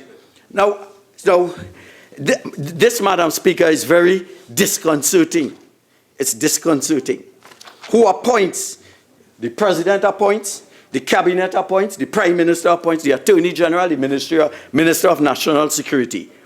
Subsections 3 to 5 of Section 57A states a member of this committee, this National Anti-Money Laundering and Counter-Financing of Terrorism Committee, shall be appointed by the minister. The minister shall appoint the chairman and the deputy chairman. Madam Speaker, laws must be designed for worst-case situations. I could be the Minister of National Security. I could have a stepdaughter or stepson who is involved in money laundering. I, under this law, will have the power to avoid all the people of this money laundering committee. That cannot be acceptable in any serious country. Madam Speaker, I was at the United Nations, and I was told one of the problems with third world countries is the fact that there is no arm's length relationship between the agencies that are responsible for monitoring terrorism, financing of terrorism, and money laundering. That is the fundamental problem. We do not have, in this legislation, a sufficiently arm's length relationship to give not only because Massa is not important, FATF, they're important, but the citizens of Trinidad and Tobago need comfort that whatever decisions are made solely in the interest of Trinidad and Tobago. They don't like to hear about the United States. They don't like to hear Singapore. I could give them how it operates and their arm's length relationship there. But here, everything is the minister involved, the minister appoints, the minister, everything in our situation. In the United States, the working group dealing with money laundering threat assessment involves, Madam Speaker, and they have a number of agencies, independent agencies, and they specify who from the agencies will sit on the committee. They don't leave it to the minister to choose or dictate. It's the Department of the Treasury, the Office of Terrorism and Financial Intelligence. So the Department of Treasury is one. The Department of Justice, inclusive of the FBI, the Drug Enforcement Agency, the Asset Forfeiture section of the Department of Justice. It involves the Deputy of the Homeland Security. It involves the Board of Governors, here the level, the Board of Governors of the Federal Reserve and the U.S. Postal Service. Madam Speaker, these are institutions with institutional history and framework to ensure the independence and autonomy of the bodies that are responsible for money laundering in the United States. And we're asking that the legislation in Trinidad reflect that.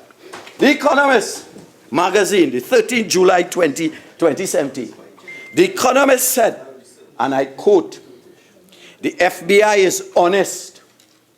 The FBI is strong." And I'll tell you who made that statement afterwards. I'll repeat it. The FBI is honest.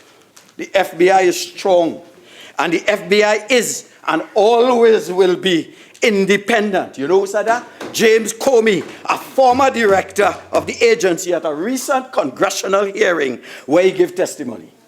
He got fired, but he is so assured, given that he was a former director, and he was fired allegedly for political interference. He is saying, "I am confident that the institutional frameworks exist that will assure autonomy," etc. Madam Speaker, the last time they sought to amend these acts, they placed significant powers in the Ministry of Finance and the Attorney General through the establishment of the Central Authority Unit within the Ministry of the Attorney General. and broaden the scope of information collected by the FIU, which is under the control of the Minister of Finance, to include any information needed in order to generate trends and typologies. Madam Speaker, furthermore, we are seeking here today to establish an anti-terrorism unit in the Attorney General's office. Madam Speaker, with the establishment of the anti-terrorism unit, will the Attorney General now be able to act without first obtaining an order from the judge? Will he? The amendment states, I read, there is established in the office of the Attorney General a unit to be known as the Anti-Terrorism Unit. B2, the functions of the Attorney General under this Act may be exercised by the Attorney General in person or through a public officer or legal officer who is A, employed in the unit, authorized by the Attorney General in writing, acted under and in accordance with the general or specific directions of the Attorney General. Or 3, notwithstanding in this section nothing in this section shall be construed as authorizing a public officer or legal officer to make an order or other statutory instrument under this Act. Now, subsection 3 of this amendment to the Anti-Terrorism Act states that the public or legal officers do not have the authority to make an order under this Act, but does it not exclude the Attorney General? Under the current Anti-Terrorism Act, the AG does not have the authority to act apart from investigating without receiving the approval of the judge. In Section 22 of the Anti-Terrorism Act, the FIU is responsible for providing information to the AG in order for him to apply to a judge for an order to list a person or listed entity. 2, in Section 22B of the same Anti-Terrorism Act, the AG must apply to a judge to remove an entity from a listed entity, from being a listed entity. Under Section 25, the AG may cause an investigation to be carried out if there are allegations that a person in Trinidad and Tobago has committed an offense under the Anti-Terrorism Act. However, the DPP is responsible for deciding whether or not they proceed with prosecution. Under Section 37, the AG must apply to a judge for an order of forfeiture in respect of terrorist property. So, Madam Speaker, with respect to the amendments before us, Clause 3 of the bill, which is amending the Anti-Terrorism Act, is ambiguous and disconcerting, and it could be argued that it seems to be granting the AG powers to investigate as well as act on his findings of his own accord without proper judicial oversight. This clause also, Madam Speaker, is ambiguous. It does not indicate what the functions of this anti-terrorism unit will be or who it will be comprised of. So they have created another unit under the control of the Attorney General, the Central Authority, and now the Anti-Terrorism Unit, and we have no idea what its mandate is. The Central Authority Unit, we understand, helps foreign and domestic authorities obtain persons sought for prosecutions or to serve sentence or to obtain evidence for use in criminal cases. Madam Speaker, we are asking to repose confidence in this Attorney General, Madam Speaker. We don't on this side. We recall, Madam Speaker, that on the Express 22nd, 11, 2016, mistrust, U.S. lawyers want its own lawyers in Jack lawsuit. I could quote, at yesterday's hearing, which was presided over by Chief Justice Ivor Archie, etc. I rise on Standing Order 48.6, I believe it is. Forgive me, it is sub judice. It is either 6 or 10. Forgive me if I'm wrong.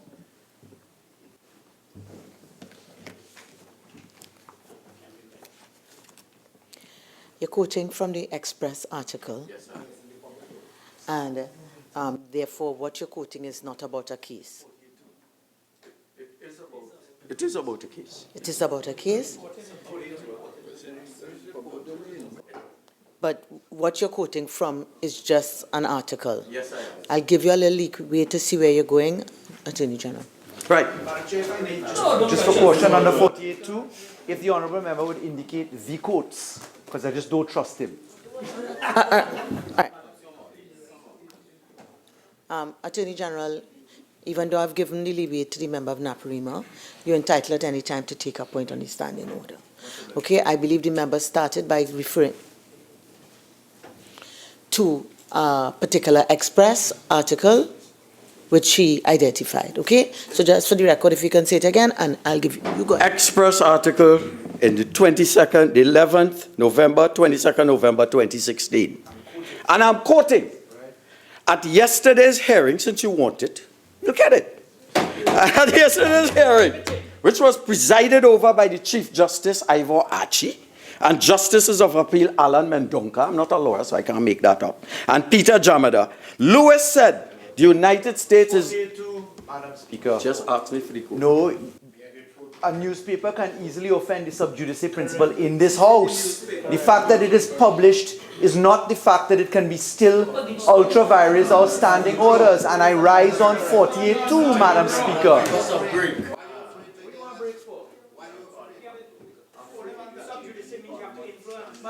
Madam Speaker, 48.2, I have no fear or compunction, but this is a live, active, massive case in the courts, Madam Speaker. And it is something that we have to be careful about.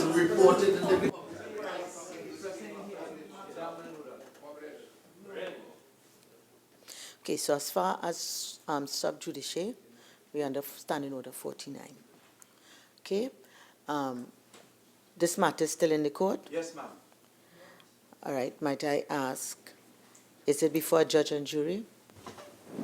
Madam Speaker, the matter is at several stages. It is before the magistracy on the authorization to proceed. It is before judicial review, Court of Appeal and Privy Council. And Madam Speaker, in the civil arena where there is no jury, this is a live issue in this case, and it is being very hotly contested, Madam Speaker, on the very matter which my learned friend is now raising. This is an issue in the case, Madam Speaker. I'll give you some leeway. Thank you very much, Madam Speaker. The long and short, the Chief Justice, the article, I'm quoting the article, and I'm quoting the Chief Justice, Ivor Archie. Is it that you do not trust the Attorney General to represent your interests? And he said, the Queen's Counsel said, James Lewis responded. That is one way of putting it. Madam Speaker, Madam Speaker, I rise on 48.2. Of course he has to give way. I rise on standing order.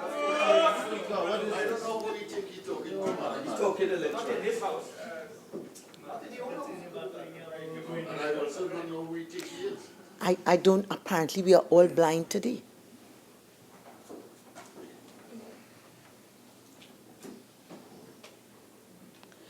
Now, any member can stand at any time. An interjection or an interruption is very different to a point of order under the relevant standing order. So it's not a question of giving way. Once a member rises on a point of order, the other member who is speaking shall sit. The member who has risen will make the point of order referring to the standing order with a brief explanation, and then the speaker will rule. Okay? I will ask everybody to maintain their composure, or at least regain it, so that we could proceed properly. Attorney General, you have a point of order to raise. Please raise it. On standing order 48.2, Madam Speaker. Again, I caution 48.2, Madam Speaker, on sub judice principle.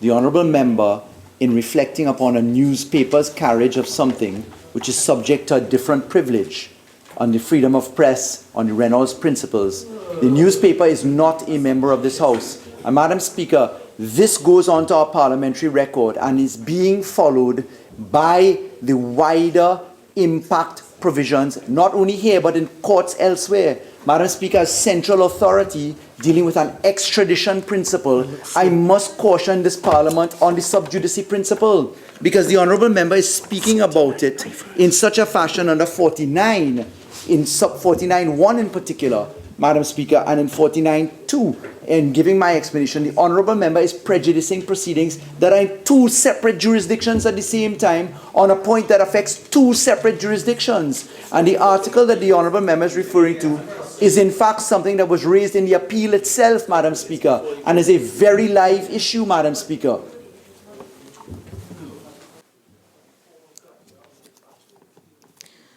Okay, so that if, and therefore, Attorney General, if you have raised sub judice and the matters that you have put there, you have to take responsibility for it.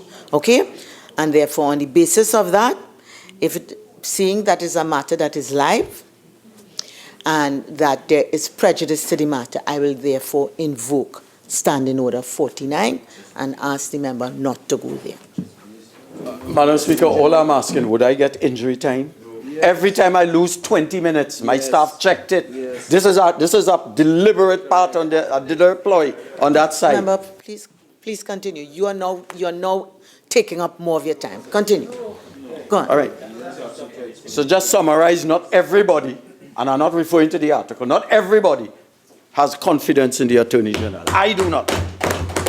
Madam Speaker, the Financial Intelligence Branch deals with money laundering cases in the Trinidad and Tobago Police Service. The Trinidad and Tobago Police Service said 39 people have been charged with a total of 49 million in fraud cases. Nobody convicted as yet. Madam Speaker, the FIU has recorded a whopping 22 billion in suspicious transactions for the year 2017, an increase of 500% compared to the previous year. Your original speaking time is now spent, and you are entitled to 15 more minutes to complete your presentation. I thought you would have been kind, Madam Speaker, but I thought you would have been kind. All right, so who is going to implement this? Madam Speaker, the DPP is understaffed by 58%. When the law is passed, who is going to handle new cases which may arise? Madam Speaker, last week we passed a law, the Litter Act. In Clause 17, littering fines were raised 100%, but the Princestown Regional Corporation... Madam Speaker, I rise on 48.1. I'm going to give you some leeway. Please continue. Yes, I'm saying we passed the Littering Act, we increased the fines, and we have no litter wardens in the entire Princestown Regional Corporation, covering 150,000 people, Naparima, Princestown, and in Maruga Tableland. So we pass laws here. Yes, we could pass laws, Madam Speaker, and we could talk about working. So that we have a lazy government, inefficient, incompetent, and just passing laws. They're working hard, but they're not working smart, Madam Speaker. The government has proposed the passage of this legislation that is part of our requirements for compliance with FATF and CFATF. It should be noted that to date, there has been produced no evidence that any of these amendments are listed on the recommendations of FATF or CFATF, and therefore there is no evidence to support this contention by the government. Madam Speaker, we have, over the weekend, in an article in the Newsday, highlighting the Attorney General talked about we are a leader in the fight against global terrorism. Madam Speaker, I talk to people in the United Nations. I have ambassadorial friends all over the world. We are missing in action. That is why when we went to the EU, they said they didn't want to deal with us because Trinidad is no longer treated seriously in international fora. Right? If one carefully study what is going on, the Attorney General has been doing, what he has been doing in the global fight on terrorism, is that he goes to it amounts to going to the office of the, accessing the UN website and downloading the names of persons that the UN has listed as persons involved in global terrorism. The Office of the Attorney General then makes application to the High Court for these individuals and entities to be listed by a standard application. And the orders are granted most of the time ex parte. What is involved in that? Right? When the government got an order against Shane Crawford, Madam Speaker, he had already killed 3 persons in Trinidad. He had fled the jurisdiction. He killed endless people in Syria. And most importantly, he was dead. We filing thing. The Attorney General is quoted as saying, this brings to 506 the number of people and entities locally and abroad whose assets have been frozen under the Act since November 2015. The question is not how many. The real question is how much. Madam Speaker, can the Attorney General tell us what is the value of assets seized by the government from the 506 listed entities and individuals? Madam Speaker, come in here and gallery in without performance, Madam Speaker. Right? He says that Trinidad and Tobago is a model for other jurisdictions in legislation, Madam Speaker. I wonder if the Attorney General could tell us one jurisdiction that brought laws to Parliament requiring a special majority and then withdraws the constitutional requirements in order to get the laws passed. Madam Speaker? I'm not letting you go there. Okay? I'm not letting you go there. All right? Continue. All right. The amendments that are proposed to Section 51 of the Proceeds of Crime Act in relation to the offense of tipping off are arguably needed to strengthen the legislation. But the Attorney General must tell us what is the mischief behind these amendments. There's a general argument to be made in relation to all these proposed amendments, Madam Speaker. The first is that we have currently ongoing an investigation into white-collar crime in relation to the Clico matter, now going into 10 years. The bill at the office of the DPP, since this government has been in power, was confirmed by the Attorney General to be in excess of $125 million. Not a single person has been charged. The question that arises is, what is the use of enacting various pieces of legislation when the police service is not trained to investigate these offenses, to know how to detect these offenses, how to interrogate persons suspected of these offenses, and when to seek advice in relation to these matters? You see, Madam Speaker, the international agencies are not only concerned with legislation, but the operationalization, the implementation of the legislation.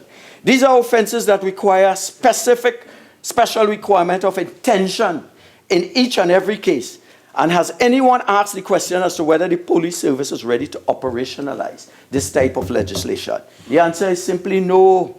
This is another mirror image of the anti-gang legislation.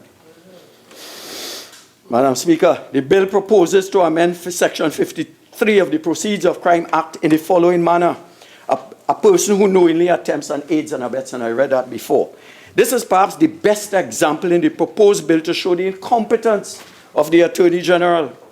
How could an Attorney General propose such an amendment where the law as it currently stands and has been so for the past 93 years provides for exactly what is being proposed in this legislation? Madam Speaker, in this jurisdiction we have the Accessories and Abettors Act, Chapter 1002, which provides by Section 2 as follows, and I quote, "Any person who aids, abets, counsels, or procures the commission of an indictable offense may be indicted, tried, and punished as a principal offender." How could anyone propose an amendment to the law when the law as it stands at present provides for exactly the same thing? Madam Speaker, you see why when we talk about it bringing us here to waste time? There is no magic to what is being proposed by the government. In fact, it's entirely superfluous, because under common law, you could charge a person for conspiracy to commit any offense, so that there is no need to provide a statutory power. Speaker, there is a further serious issue with respect to what is being proposed in this particular amendment. Can the Attorney General tell us what will be the elements of this offense of facilitating a criminal act? Is it not known to law, and it will fall afoul of the requirement of certainty in relation to criminal offenses? It is too ambiguous a concept to define criminal conduct. Madam Speaker, I do research, and I have friends who want to ensure that we have proper legislation. So there's nothing wrong to be advised. Madam Speaker, it is a senior counsel that advised me, not a junior counsel, as opposed to that side. One of the essentials of the elements of the definition of criminal offense is the requirements of certainty. You will know that. He wouldn't. Sorry, others won't. Because persons are supposed to know how to tailor their actions, not to run afoul of criminal law. And that is why criminal offenses offenses must be certain, and the concept of facilitates is clearly not one that will meet that fundamental requirement. Madam Speaker, I sometimes say I studied law from the University of LLL. Look, listen, and learn, Madam Speaker. Look, listen, and learn. Madam Speaker, there are two serious issues that arise from the proposed amendments. The first is, what is the justification for this amendment? We are talking here about Section 51, he's liable on conviction to a fine of $10 million. Madam Speaker, this is terrible. A public officer is charged subject to... Madam Speaker, I rise on 4810.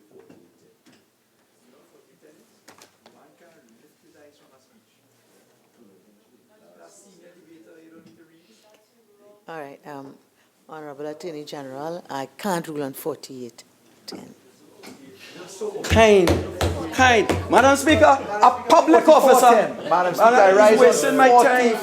He's wasting my time. Standing order 4410, Madam Speaker.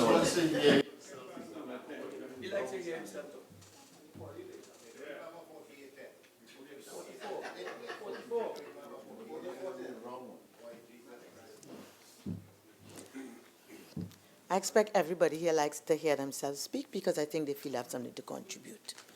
So to rule on 4410, that is the one with reading. All right, Member Fanaprima, I know you have a particular style. You refer very heavily to your notes.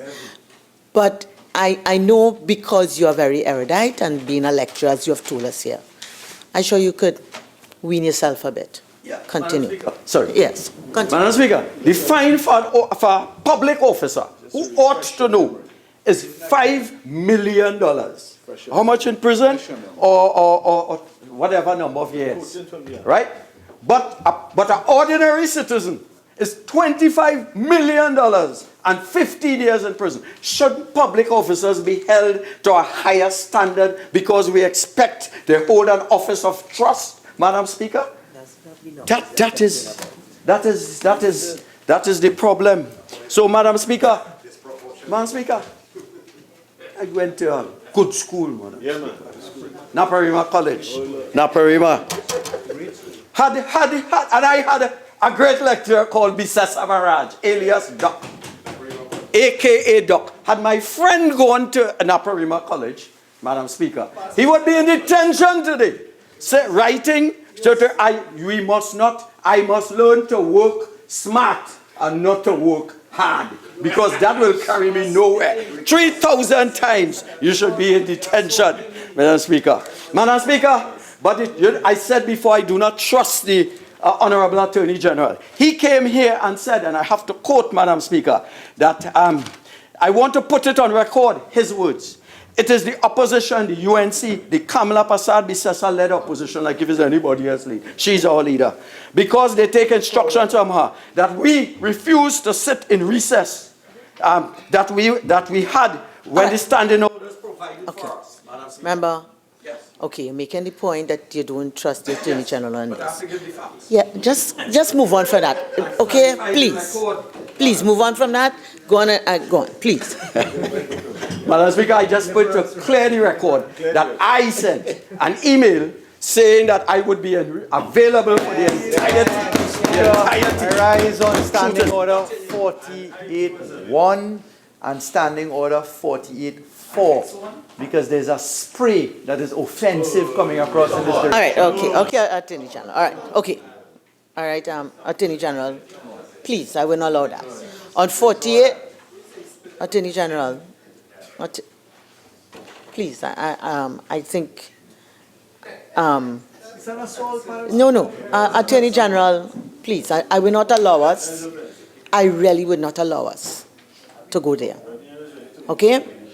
On 48-1, please continue. Not only myself, but my colleague from Chaguanas East and Senator Saddam Hussein. So we are witnessing a creeping dictatorship Madam Speaker.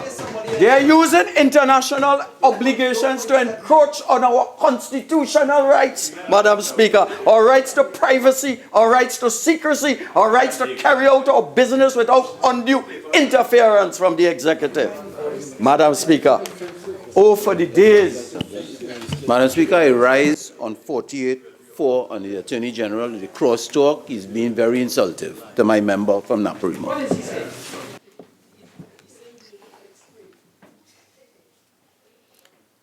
Member for Lavantil West, again. All right. I would like you see what you just said there? Please. Okay. Now, while we allow a certain amount of banter, I think sometimes we can go overboard. Member for Caroni East. Member for Caroni East. Yes. Are you speaking? Okay, fine.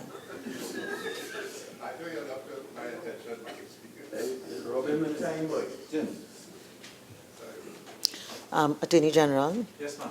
I would really like you to withdraw those statements you've been making. Please. About the assaults. I'd really like you to withdraw that. About the assault? Yes, please. I think it goes across the line from banter. Please. Madam Speaker, I withdraw. Thank you very much. Member for Naparima, I will tell you in the remaining time, if you could direct all your contributions to me, I'm certain your distractions will be minimized. Thank you. Thank you, Madam Speaker. It's more pleasing looking at the chair. Entirely pleasing to the eye, Madam Speaker, instead of discordant notes that come from that corner. Madam Speaker, the removal of unit trust and NIB from the jurisdiction of the supervisory authority. And we are told that the SEC, Securities and Exchange Commission, is responsible for oversight. But, Madam Speaker, it is difficult to understand the words of the Attorney General in the light of the fact that recently NIB's internal audit revealed $3 million scam in maternity benefits. So clearly the existing oversight mechanisms are not working. Madam Speaker, in closing, oh, for the days, Madam Speaker, of the great and erudite attorneys generals, Madam Speaker. Carl Hudson Phillips, Madam Speaker. Brilliant. Russell Martineau, Basil Pitt, and I see a name here, Bridget Anisette George. Excellent people of high distinction. Please keep the speaker out of the debate as much as I like the compliment, please. I was speaking of the office, Madam Speaker, not the person. So I call a number of names. Keith Sobion, right? Selwyn Richardson. All for these great erudite persons, Madam Speaker. Today, I regret to say that we are suffering from the incompetence of an Attorney General who uses his God-given gift of capacity to speak to hoodwink the population. Thank you very much.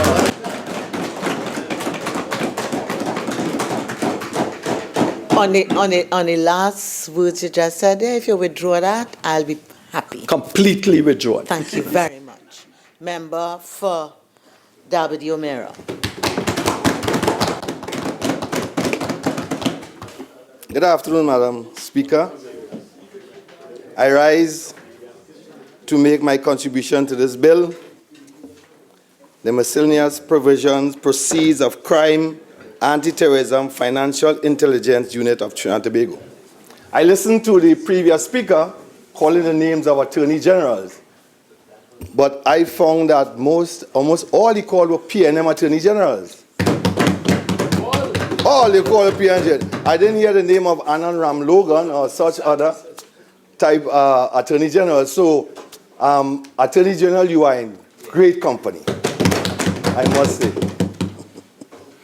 And I thank the Attorney General for bringing the amendments to this bill. I listened to the previous speaker, and when I went through doing my research, I saw that there was a bill, the Senate Bill number 7 of 2014, piloted by Attorney General Anand Ram Logan. So I'm shocked to hear all the histrionics, quite right, of the previous speaker on this bill, seeing that this bill came out of the bosom of the People's Partnership. And all my my great Attorney General did was to tweak and make certain amendments to this bill so that it would be acceptable to the members of the community in Trinidad and Tobago, but also that we would be able to broaden the front, as it were, on what the civilians like to call a war on crime. We tend to focus a lot on the foot soldiers, the police, and the police action against crime. But there's more to a war on crime than that. Civilians like to use military terms and not understand that in a war, it's not just the infantry, the ground troops that are involved, but you have the war in the sea and the war in the air. And part of the problem with our colleagues on the next side is that when they were in office, when they had the reins of power, they messed up the war on the other fronts. They messed up the war on the sea and they messed up the war in the air. And they left us to deal solely with the war on the land. And we are here now trying to broaden the front, as it were. So we are going after not just the foot soldiers on the ground, but we are going after everyone. Land, sea, and air. I'm sorry that the member of St. Augustine is not here, because I wanted to get an opportunity to raise something that he said in Parliament here about when my friends on the other side cancelled the OPV, that the money was used to buy vehicles for the police. And I realized that recently the Commissioner of Police spoke about Madam Speaker, the 48th one.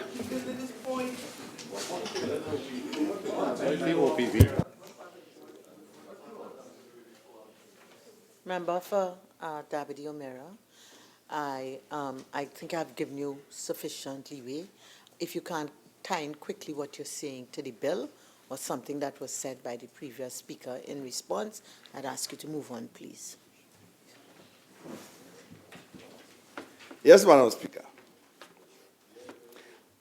In dealing with the response to these amendments by the Attorney General, and in terms of the proceeds of crime, not allowing people to benefit from criminal activity. And if it is possible, I can just read from an article, Northeastern England, Chamber of Commerce, Friday, 27, 2017. It says between 2010 and 2014, the Home Office indicated that more than £746 million of criminal assets have been seized. Over the same period, assets worth more than £2.5 billion have been frozen, denying criminals access to these resources, and £93 million have been returned to victims. Part of denying people access to the spoils of criminal activity. And the amendment that the Attorney General is seeking to ensure is that we go after not just the criminals on the ground, but we go after their funds. And not just in terms of their assets, but freezing their assets so that they cannot benefit from their criminal activity. And that's what I'm speaking about, Madam Speaker, when I say about broadening the front against the war on crime. We need to be in the air, we need to be on the land, we need to be on the sea. And it's interesting that my colleagues on the other side would not allow me the leeway to bring home some of the points that I want to raise in terms of these different fronts. Because you hear them and the member from Naparima, and that is why I'm coming back here now, pointed out that the police isn't ready. The police isn't ready, as he said. And my position is that selling the OPV and buying police cars ties in with the fact that he's saying that the police isn't ready. They're not ready because they have 500 accidents in a year. More than 10 accidents in a week. And again, because the civilians use this terminology we have from the military have systems in place to deal with these issues that civilians don't understand. For instance, in the military, if a soldier gets involved in an accident, he immediately loses driver's permit. He's grounded and he's placed on a report for being involved in an accident. So therefore, the deterrent to soldiers is that whenever you get involved in an accident, you lose money in your pocket. Because you have crashed a military vehicle, a service vehicle, a vehicle of the state, and you are grounded until such time as the matter is determined. So therefore, 500 vehicles, that means 500 soldiers that won't be able to drive in the course of a year. So buying vehicles and putting them in police stations does not help when you have every Tom, Dick, and Harry, every little bad boy have an assault rifle in his hand because the borders are porous. Madam Speaker.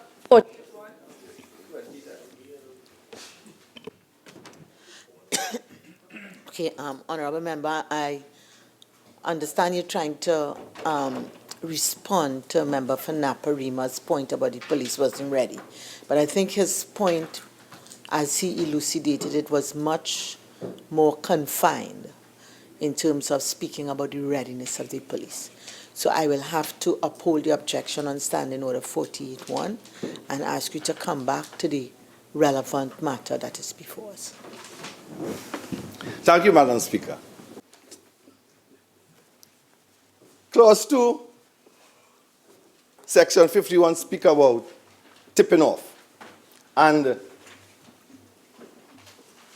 this seeks to increase the penalties so that people involved in passing information to their friends, their colleagues, their criminal bodies, in terms of the action being taken to bring them to justice, receive a stiffer penalty. Again, another deterrent. Once you know that the fine is heavy, it goes from 5 million and 5 years to 10 million and 10 years in terms of tipping off, the tendency to be a mole. And again, because of my extensive time in the military, we know about what we call fifth columnists.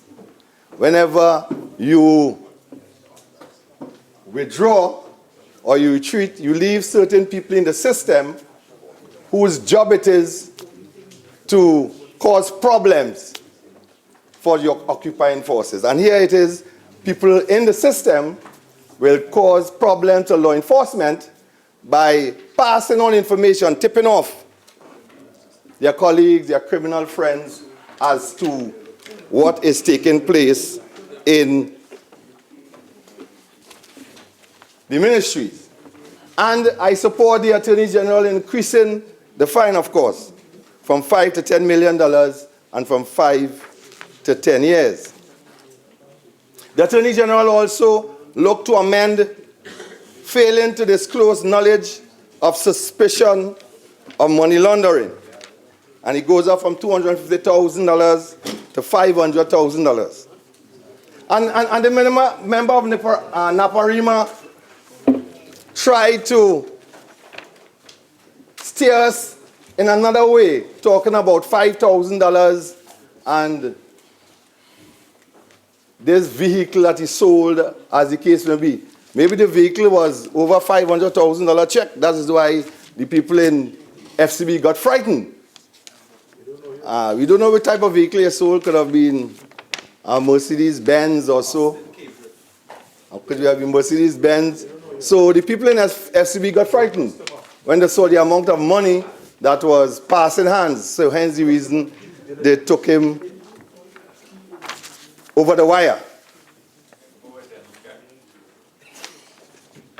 So, failing to disclose knowledge of money laundering, we have increased the fine, we have increased the penalty, so that it will once again be another deterrent.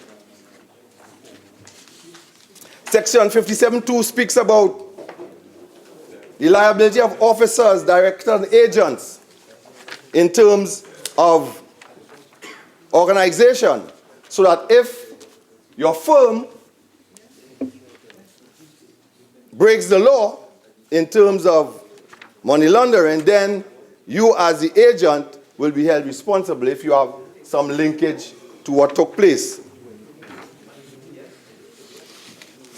So the Attorney General, in dealing with this bill that came from the other side, seeks to increase the penalties in certain areas. And in other areas, he seeks to remove insurance agents and other personnel, as the case may be, so that he narrows the limits and he narrows the scope of people who would be involved in anti-money laundering, as the case may be. Laundering. Thank you very much. So nice of you. Clause 3, Anti-Terrorism Unit in the Attorney General Office. And once again, whenever it appears that the Attorney General seeks to fine-tune this war on terror, this war on crime, the other side brings up all types of objection. Right? But in dealing with all the asymmetrical threats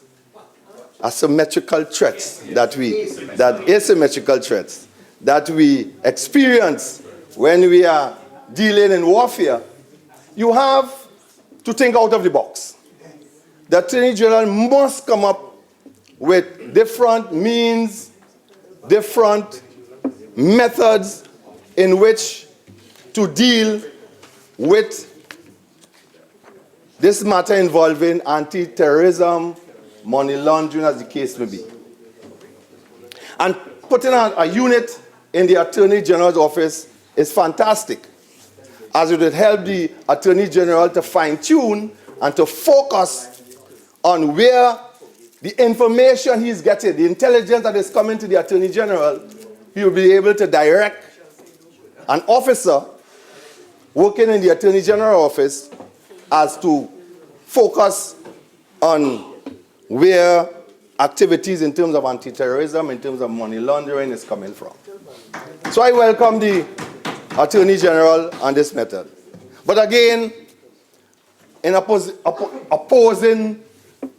for opposing sake, the member of Naparima has a problem with the Attorney General. If he didn't do it, he would go on and call about a list of Attorney Generals who the Attorney General doesn't fit their shoes. All PNM, of course.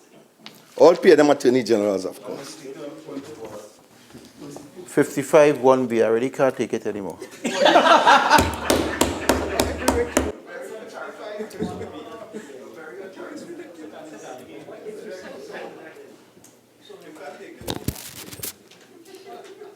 Honorable Member for Barachar Sanwan, what I can say is it's really for the Speaker to be not able to take it any longer. And therefore, I overrule your determination of the standing order. And I'd say that if you're having a little difficulty, you have options, okay? Member for Dabari, O'Meara. Thank you, Madam Speaker, for the assistance in dealing with the member of Barataria, San Juan. You see, the truth hurts, and when the truth comes at the other side, I am unable, because of the limitation of the bill I'm debating, to go at certain areas I want to go at in terms of the war on crime. So next time, and I'll look for the opportunity that will come along to go at it the next time. But again, this is an amendment to a bill put forward by the other side that our Attorney General felt necessary to tweak it so it will be more effective. Good law. So that when this bill comes forward, it will be good law.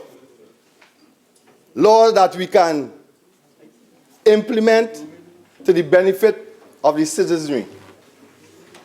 That we can deal with people whose criminal activity is hidden in terms of within the establishment, as the case may be, and that they benefit from their criminal activity, and the Attorney General definitely wants to deal with them in an effective manner.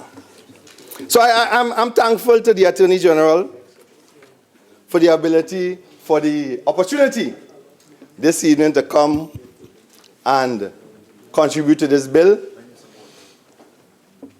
I support it. I'm thankful for the amendments he's making. I'm thankful that in certain instances, the penalties will be increased, so it will become a deterrent to people involved in criminal activity, that we will go after people who are benefiting from crime, going after the proceeds of those crimes, going after the assets, as the case may be.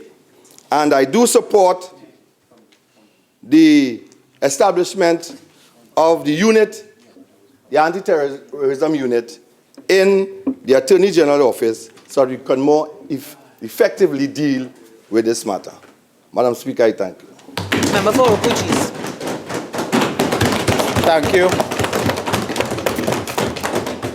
Thank you very much, Madam Speaker, and it's a pleasure to join the debate after the very eloquent and comprehensive and succinct presentation by my good friend from Dabadi, O'Meara, who I am very proud of, that I taught him at the University of the West Indies.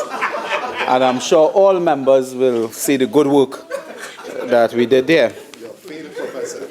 Madam Speaker, I left that profession some years ago for no reason related to the member.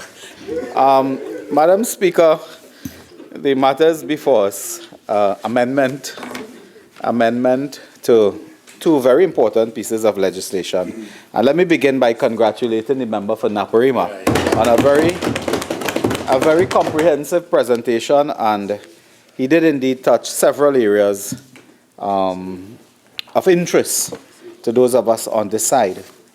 Let me also begin by indicating to the Attorney General that our few critical remarks should not be interpreted that the opposition is not necessarily in support of the measure before us, but really to raise critical remarks so that the government can consider improving the amendments before us, some of which, of course, the member indicated is some of them are really minor matters and cleanup, more matters for cleanup and so on.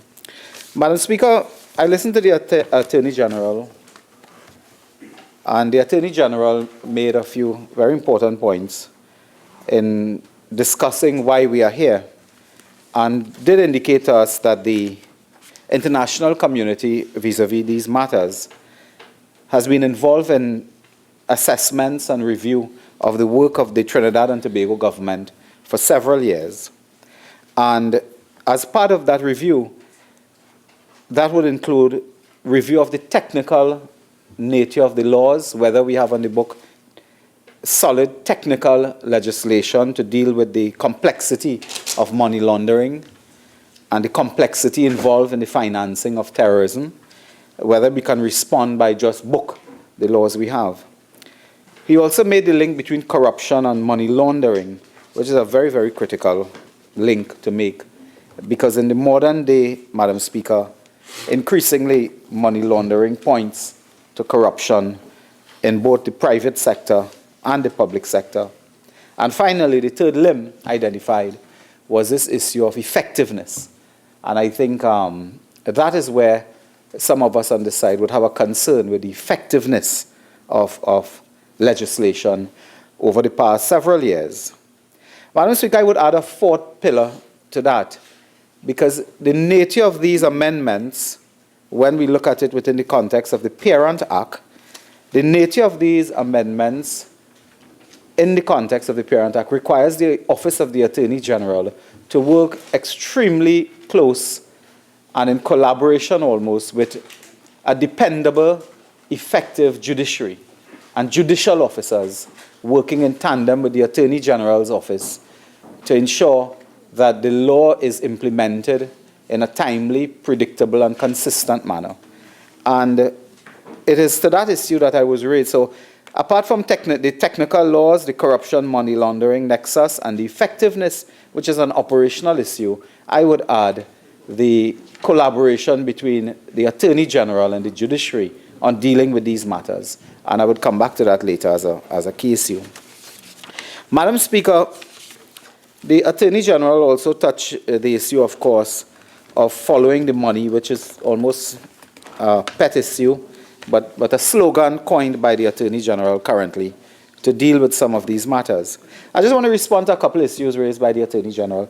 The Attorney General raised the issue of suspicious reports and transactions, and I'm raising this issue because the government and today the Attorney General indicated to us in his presentation that in 1 year, for example, and I believe it's 1 year, we have had $22.5 billion in suspicious activity reported. And I would just like to ask some follow-up questions on that to the Attorney General. That is it possible that we can disaggregate that $22.5 billion per year and get further information as to what is the locus of that money? Where is that money? In which sector? Is it private sector? Is it public sector?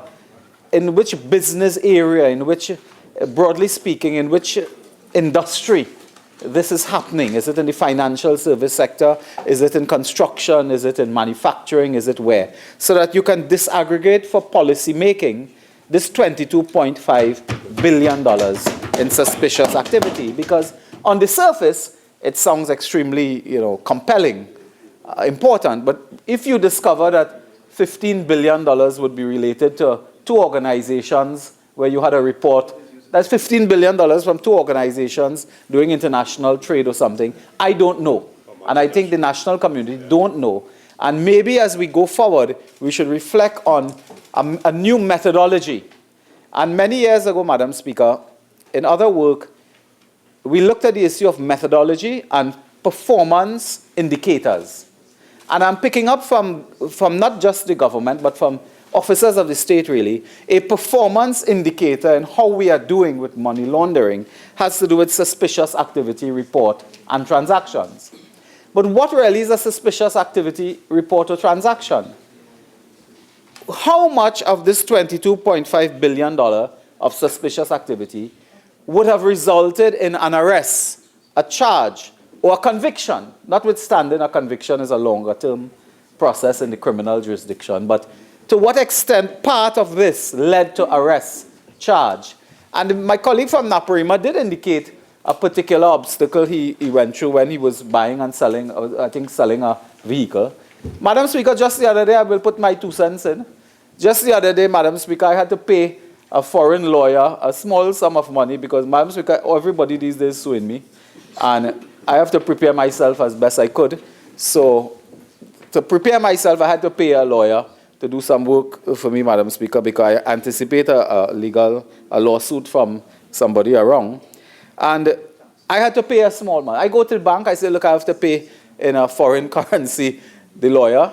And as I give the information on the lawyer, on the chamber, on the street, the bank tells me, they say, no, hold on, we need to get the date of birth of the person, we need to get other biographical information and so on. So I now have to continue this quickly to see if I can get information from this person who is outside of the jurisdiction, as it would be.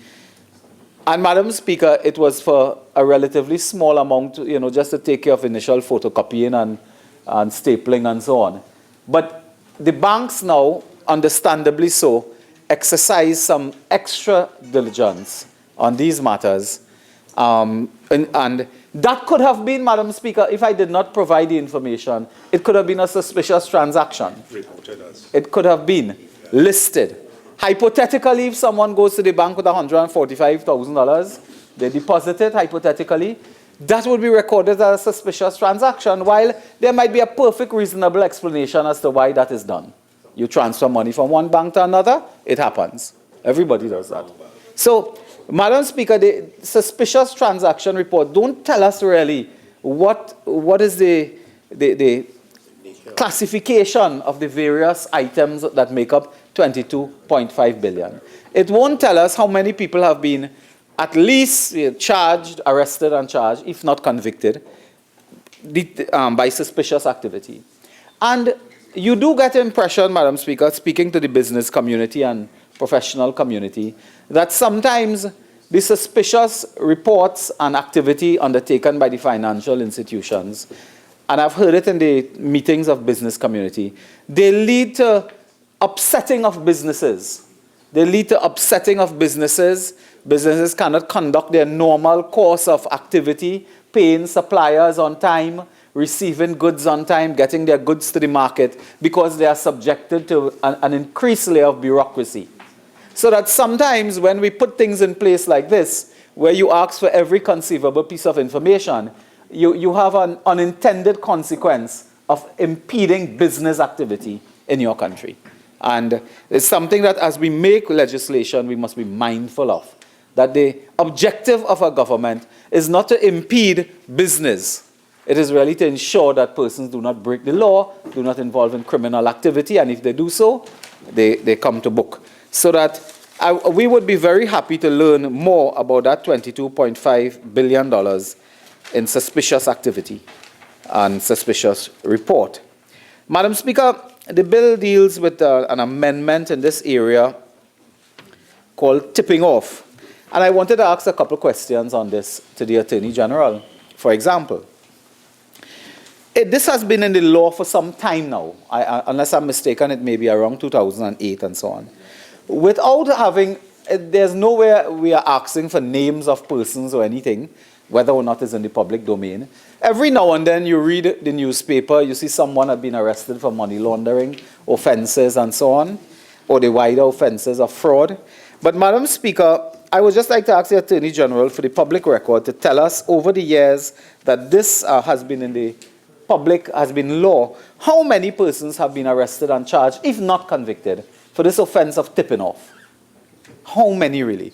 Because I cannot remember reading in the newspapers or looking at the news one story in which someone had been actually arrested, charged, or before the courts and tipping off. And that has been on the books for some time, because it may be there, but for any reason, some of us would not know. Because today we are here, Madam Speaker, to strengthen the law on this issue of tipping off. Our purpose today is to strengthen this part of the law. The Attorney General tells us we are here today to do this because the foreign bodies that deal with this matter have found that our law is not as tight enough or not technically sound and so on. But how many people have really been prosecuted or through the system now on this before we tighten it? Because today, for example, we are repealing. We are just making the change here. I'm looking at the amendment to section 53 in the Proceeds of Crime legislation, Madam Speaker, and I have it here. We are looking at 53. Yes. So the 53 deals with the penalties and so on for tipping off, and we are dealing with the amendment, Madam Speaker, to that a person who knowingly attempts, aids, abets, conspires, and so on. So the inchoate offences that the Attorney General spoke about, you are also committing an offence. I just wanted to ask for the question to the Attorney General for a matter of clarity, just to bring clarity to us. With the present amendments, Mr. Attorney General, you propose, and I just want to read for the record the amendment before us. We are proposing here that a person who knowingly attempts, aids, abets, conspires, procures, or otherwise facilitate, but I see facilities here, the commission of an offence under Section 45, commits an offence and is liable on conviction or under indictment to a fine of $25 million and to imprisonment of 15 years. So that is what we are introducing today. I just wanted to ask the Attorney General to clarify later in the proceedings, and I'm sure he will give a good explanation, that how does this match with Section 2 of the Accessories and Abettors Act, Chapter 1002, which states, and I quote, "Any person who aids, abets, counsels, or procures the commission of any indictable offence may be indicted, tried, and punished as a principal offender." Is it, I'm just asking the question because I'm sure there's a clarification, is it that this action is already in the law? And if it is in the law, just to distinguish it somewhat from the provision that the Attorney General is putting before us today. Or is it the penalty that you're trying to get in here in relation to the offences under the act before us, the Proceeds of Crime Act? And that would be a clarification, because at first reading, I was taken aback that these offences already exist, and it may well be a good explanation dealing with some other matters that are related. The other matters, of course, and I've asked before, the Attorney General will look at the record and read it, so I won't report on that issue of tipping off. But I want to ask the issue of tipping off as well. While we are looking at persons who deal with companies, agencies that are subjected to suspicious transaction and so on, there is a grey area here, Madam Speaker. Can members of Parliament or ministers of government be guilty of tipping off? In the sense that members of Parliament or ministers of government speak with a certain privilege inside, but without privilege outside, but it may not be contrary to defamation laws, and speak about the activities of persons and business of persons, and we have information that they may be involved in this or that, hypothetically. If someone goes on a platform, makes a political speech for which they are not defaming anyone, and suggests that a business entity is the subject of an investigation by a relevant authority, are they also tipping off that business entity and, in a sense, breaching the law, as we put it here today? You know, understand? I've heard people on the public platform call all type of names of companies and contractors, and they have this and they went away with this money and that money. If they are really the subject of an investigation by the relevant authorities, we ought not to be talking in that way, because you could be tipping off as well and be guilty of it. Madam Speaker, the other matter has to do with some appointments. The establishment of this National Anti-Money Laundering, Counter-Financing of Terrorism Committee. I will just say a few words about the composition of the committee, even to suggest what may be another area to look at if you are assuming that we support the establishment of this committee in law. And I want to ask a blanket question for the two units to the Attorney General, for which I'm sure they would have an answer. The move today to put this into the law, into statute, is this driven by the requirements of our international commitment with FATF or CFATF or so on? Is that a requirement? Because generally in ministries you will have units and special purpose, multidisciplinary, multitasking committees. I remember when we were in office, we had a health committee, that dealt with some of the challenges in the health sector, and several other committees you put together all the time for a purpose. But I wanted to ask the first question, one, is this, putting it in the legislation, a requirement of our international commitment? And would you be just so kind enough to direct us to the requirement, whether it's through correspondence, whether it's through a report, whether it's through any other technical work that recommends the establishment of these committees in law? Because I'm concerned with that. Madam Speaker, the National Anti-Money Laundering Counter-Financing of Terrorism Committee, I can just request that the Attorney General may want to look at that again. It provides for the establishment of the committee, and it shall be responsible for certain things. In reading the amendment, one believes that it shall be responsible means these are the functions of it. Maybe it would have been better to put the functions of the National Anti-Money Laundering Counter-Financing of Terrorism Committee would include 1, 2, 3, 4, 5, as opposed to it shall be responsible for making recommendations to the Minister in relation to the development and coordinating the implementation of national anti-money laundering, counter-financing, terrorism and proliferation financing policies. Is a responsibility, because responsibility is not necessarily the function in that sense. Responsible for collecting and compiling statistics with respect to anti-money laundering, counter-financing of terrorism and proliferation financing, for coordinating the conduct of national risk assessments and mutual evaluations. Now this committee is comprised of 9 to 15 people. All are appointed by the minister. And I want to make a point here to all colleagues opposite. I said it before, I say it again. When you make law, you are making, think of it if you can. You know, the member for Dabadi, Omera, would know that when you take in a pot, you aim for 1 foot behind the flag. You aim for something else than what is in front of you. When you make law for the next Attorney General, for the next Minister of National Security. Indeed, you are making law for the next cabinet of the country. So sometimes you believe that you are making a law, and I am in the chair now, and I can do this, and I know what I'm doing, and I sure about this. Think, if you can, of the next person coming in your seat, and he or she will be implementing this. Just think of it.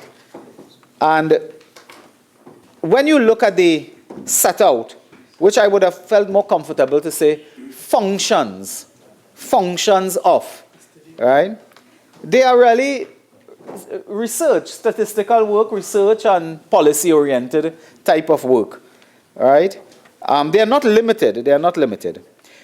All members are to be appointed by the politician in the cabinet, all members, right? And the appointments are very wide, Madam Speaker.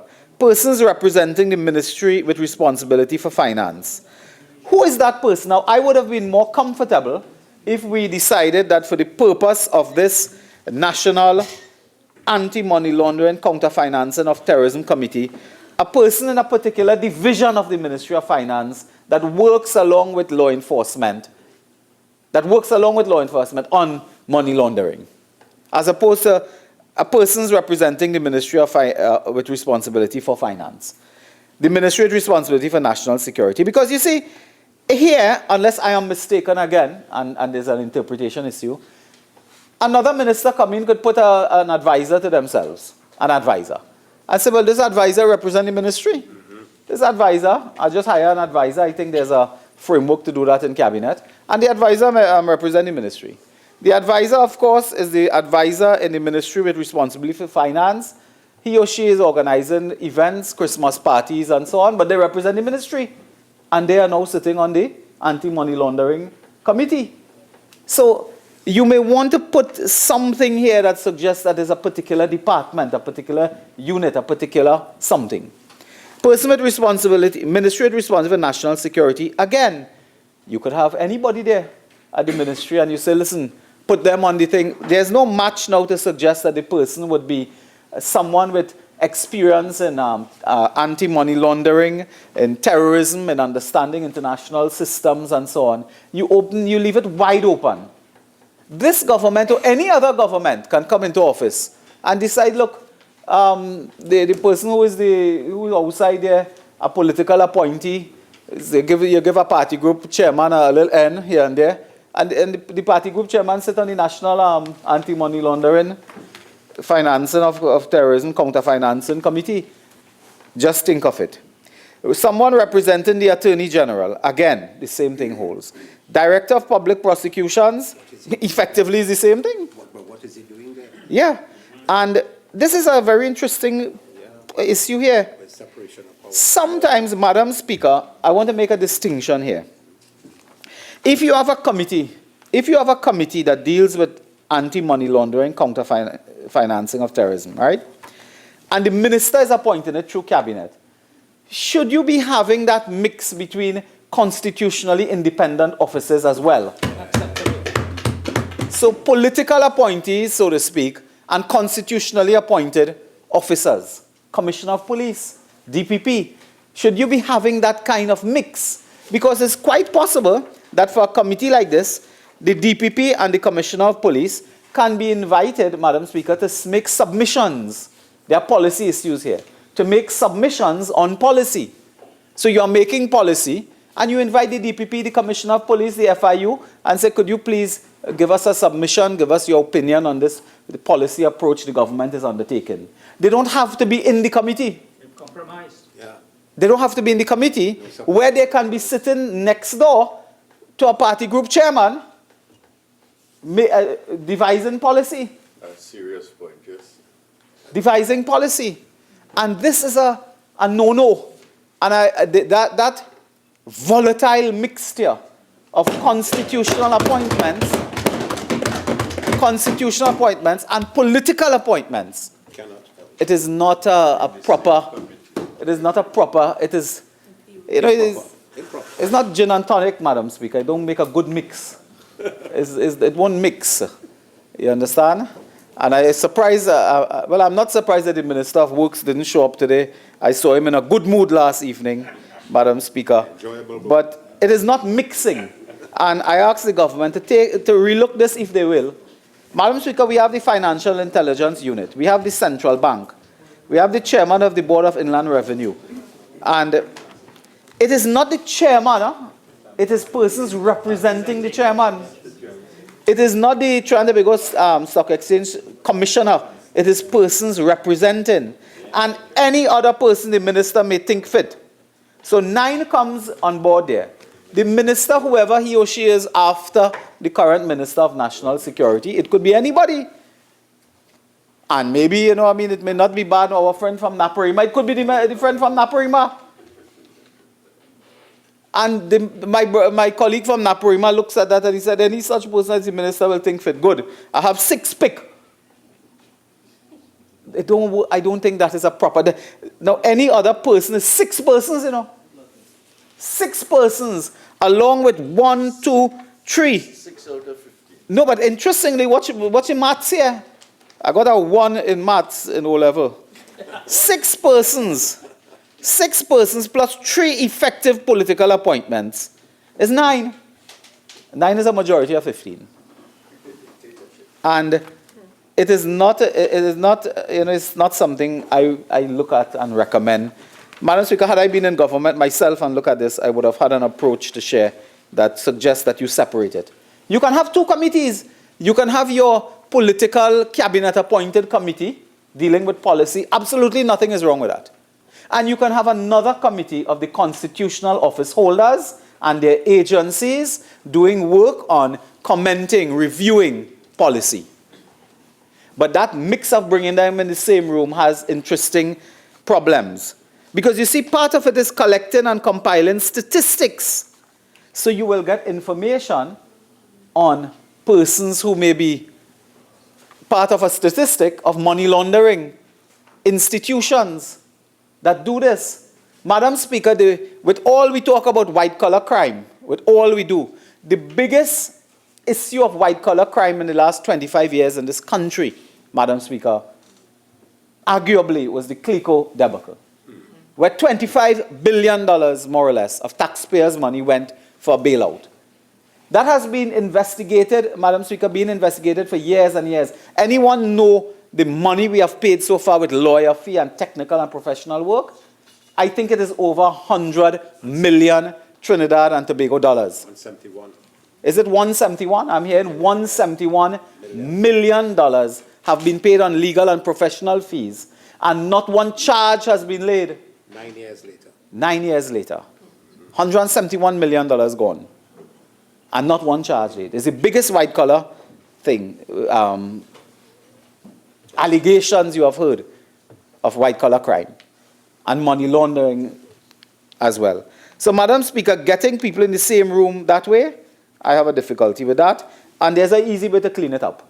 Just separate it and you create one committee that is technical in nature and the other committee that is a cabinet-appointed committee to look at policy and so on. Madam Speaker, the Minister, of course, appoints that and the Minister appoints chairman and deputy chairman as well. Huh? So, you know, of the 6 persons the Minister appointing, 2 could be chairman and deputy chairman. Of the 6 outside of what is provided for. Madam Speaker, this looks like it could fail a first-year law exam. If your lecturer, Madam Speaker, on interpretation or parliamentary affairs, would look at this and say, devise for me a committee and write a bill as part of a test, and we go to Parliament to pass a bill, this will fail. This should fail. This is much too amateurish to be putting in law, Madam Speaker. Madam Speaker, that committee now that we're just describing there, make rules to govern its own procedure. May establish subcommittees, Madam Speaker. And I'm not seeing in the amendments, and maybe I'm wrong, it's somewhere else, I'm not seeing any reporting obligation to Parliament.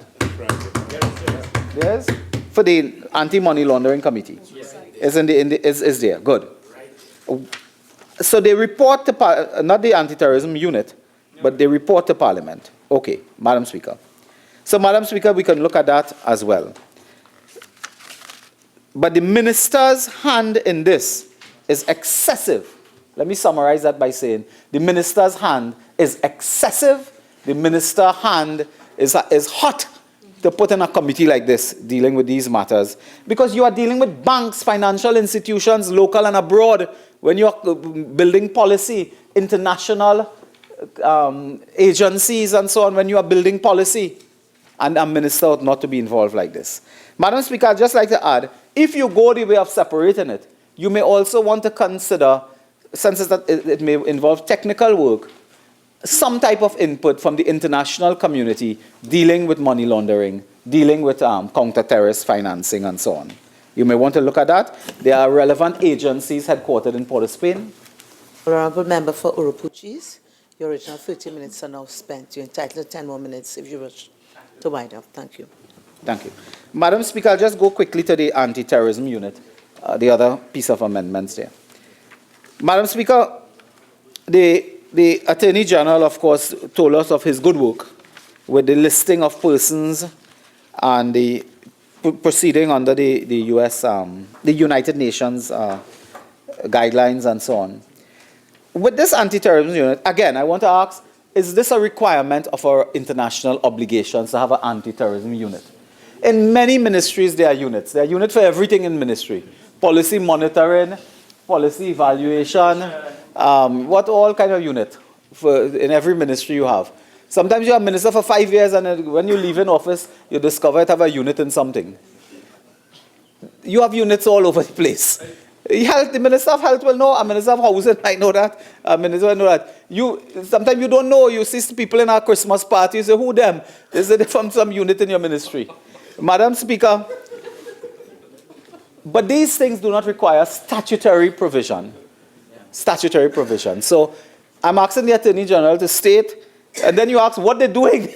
And that's another problem because you don't know what exactly they're doing, but you know is a unit. Madam Speaker, the issue here really with this anti-terrorism, is it a requirement of the international community? If it is not, then there's no need for this. You can set up an anti-terrorism unit in the Ministry of the Attorney General and undertake the work that you do there. But look at this now. We put into the law There's established the office of a unit to be known as the Anti-Terrorism Unit. Functions of this under the Act, they use the word functions now. The word functions was not used for the other committee. Exercised by the Attorney General in person or through a public officer or legal officer. Madam Speaker, I just want to recommend quickly, assuming the Attorney General go through with this. Why don't you say legal officer with at least 10 years experience? At least 10 years experience. Why do you not say, bring some type of flesh to what you are appointing? Because the Attorney General appoints. Now, one presumes from reading this in a practical sense, the Attorney General will go to Cabinet and get Cabinet approval for these appointments, but it is his recommendation and so on. So, the Attorney General exercises an authority here in law. The functions of the Attorney General under this Act may be exercised by the Attorney General in person or through a public officer or legal officer who is employed in the unit. But it doesn't tell us anything what this public officer might be. Who this might be? AO4? What is this public officer? What is the qualifications of a public officer to exercise draconian powers of an Attorney General? That is a critical point. It's a society that is so wired, Madam Speaker, that if something is happening, something is brewing, the news spread, a rumor start here, and somebody give somebody an email or a text or a WhatsApp or something and say, look, something is cooking, something is happening. I am not sure that we can make good law by looking at it in this way. The functions of the Attorney General, it is provided in another piece of legislation, I'm not sure, but there's another piece of legislation that deals with a delegation from the Attorney General, a delegation of authority. But it's not in this loose way. It qualifies to, you see, when you delegate authority, you qualify that authority to a state enterprise or a commission of some kind. The commission will do this or do that. But someone employed in the unit, a public officer or a legal officer, you could have somebody hypothetically coming out of the Heward Law School and the next year they're a legal officer in the unit. And you say, well, that person is now exercising powers, great powers of an Attorney General. It ought not to be done so, because you sit here today. When you come this side to sit, you may not like that. You may not like that, and you may object to another government interpreting the law that you pass. So just take it in mind. The Attorney General authorized in writing. Well, I mean, that's fine, but it speaks for itself. Acting under and in accordance with general or specific directions of the Attorney General. So the Attorney General really is the unit. He establishes this unit, appoints someone to act on his behalf and tell them what to do. Should we be building this type of... And I am shocked. If I am told that this is a requirement of the international community, I will be shocked that they will want it this way. The Attorney General shall, within 3 months, at the end of each year, cause a report with respect to the performance of his function. Again, it's laudable, and the Attorney General said it himself, that you will get a report from the unit. But it doesn't spell out, Madam Speaker. It tells us here what the annual report will say. Court listing, international cooperation, forfeitures, any such matters as the Attorney General see necessary and the time frame. But again, I'm missing something. Maybe it is here and I'm not seeing it. You are saying that this unit will be,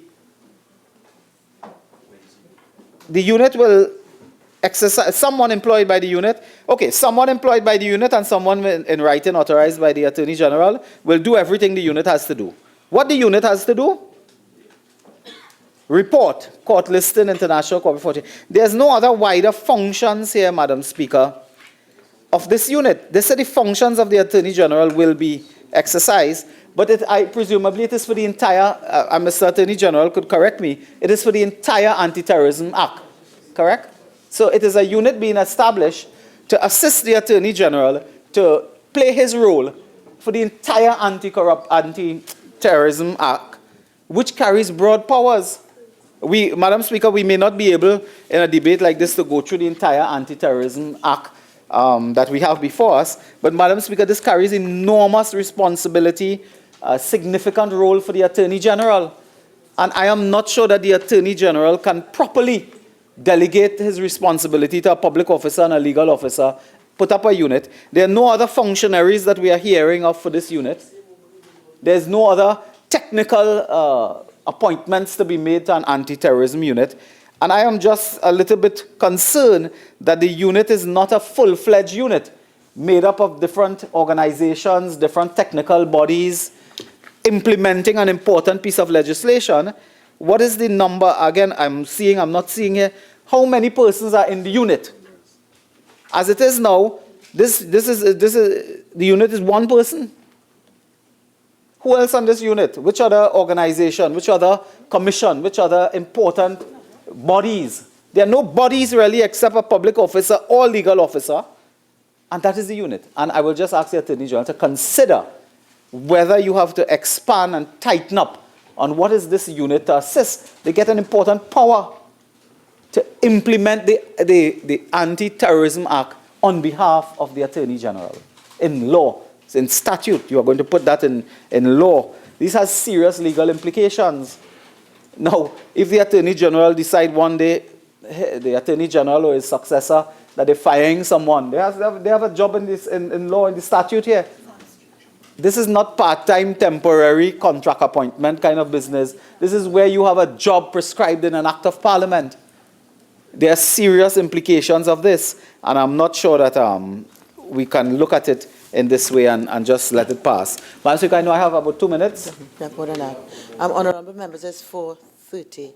Member for Urupuch East, in citing your extended time, I was erroneous. I said 10 minutes instead of 15. So that at 4:30, you're entitled to 6 minutes and about 55 seconds. All right? So you have more than 2 minutes. All right? So that you'll finish now? So can I ask if you have the concurrence to just let him continue? Please proceed. And thank you, colleagues, for the Christmas spirit in the House. So, Madam Speaker, I just want to close now by indicating that these are the fundamental concerns that we have with this legislation.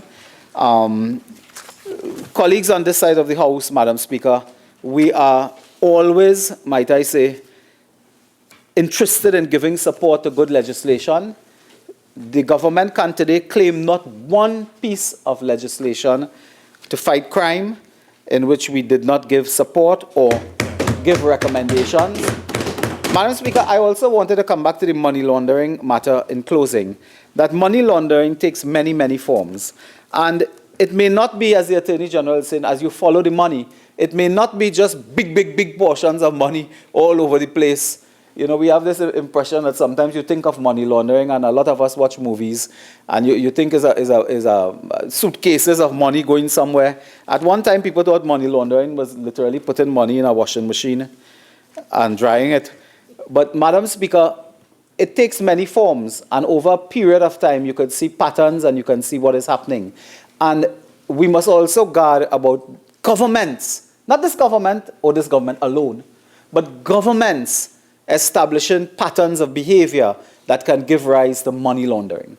And the Attorney General, I think, is on the right track by his deep and passionate concern for following the money.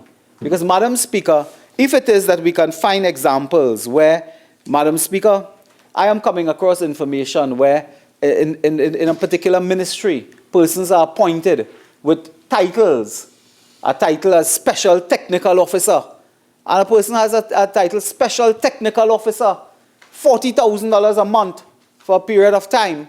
And when you read the contract, it says is Expert Administrative and Financial Service Advice for a Minister of Government.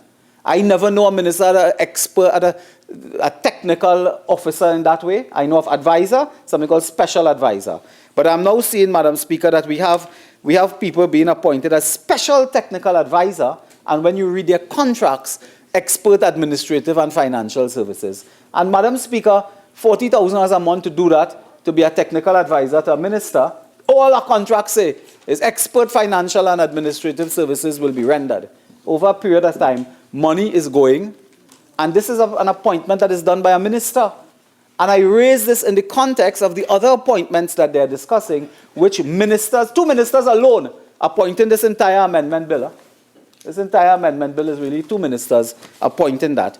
And when you have examples of this, You may well find when you look, Mr. Attorney General, that persons are related to ministers or not related to public officials who may not be ministers or may be, and they are the recipients of money that is seeping. So money laundering is not bulk money, it's leaking money through the public service as well. Madam Speaker, I thank you.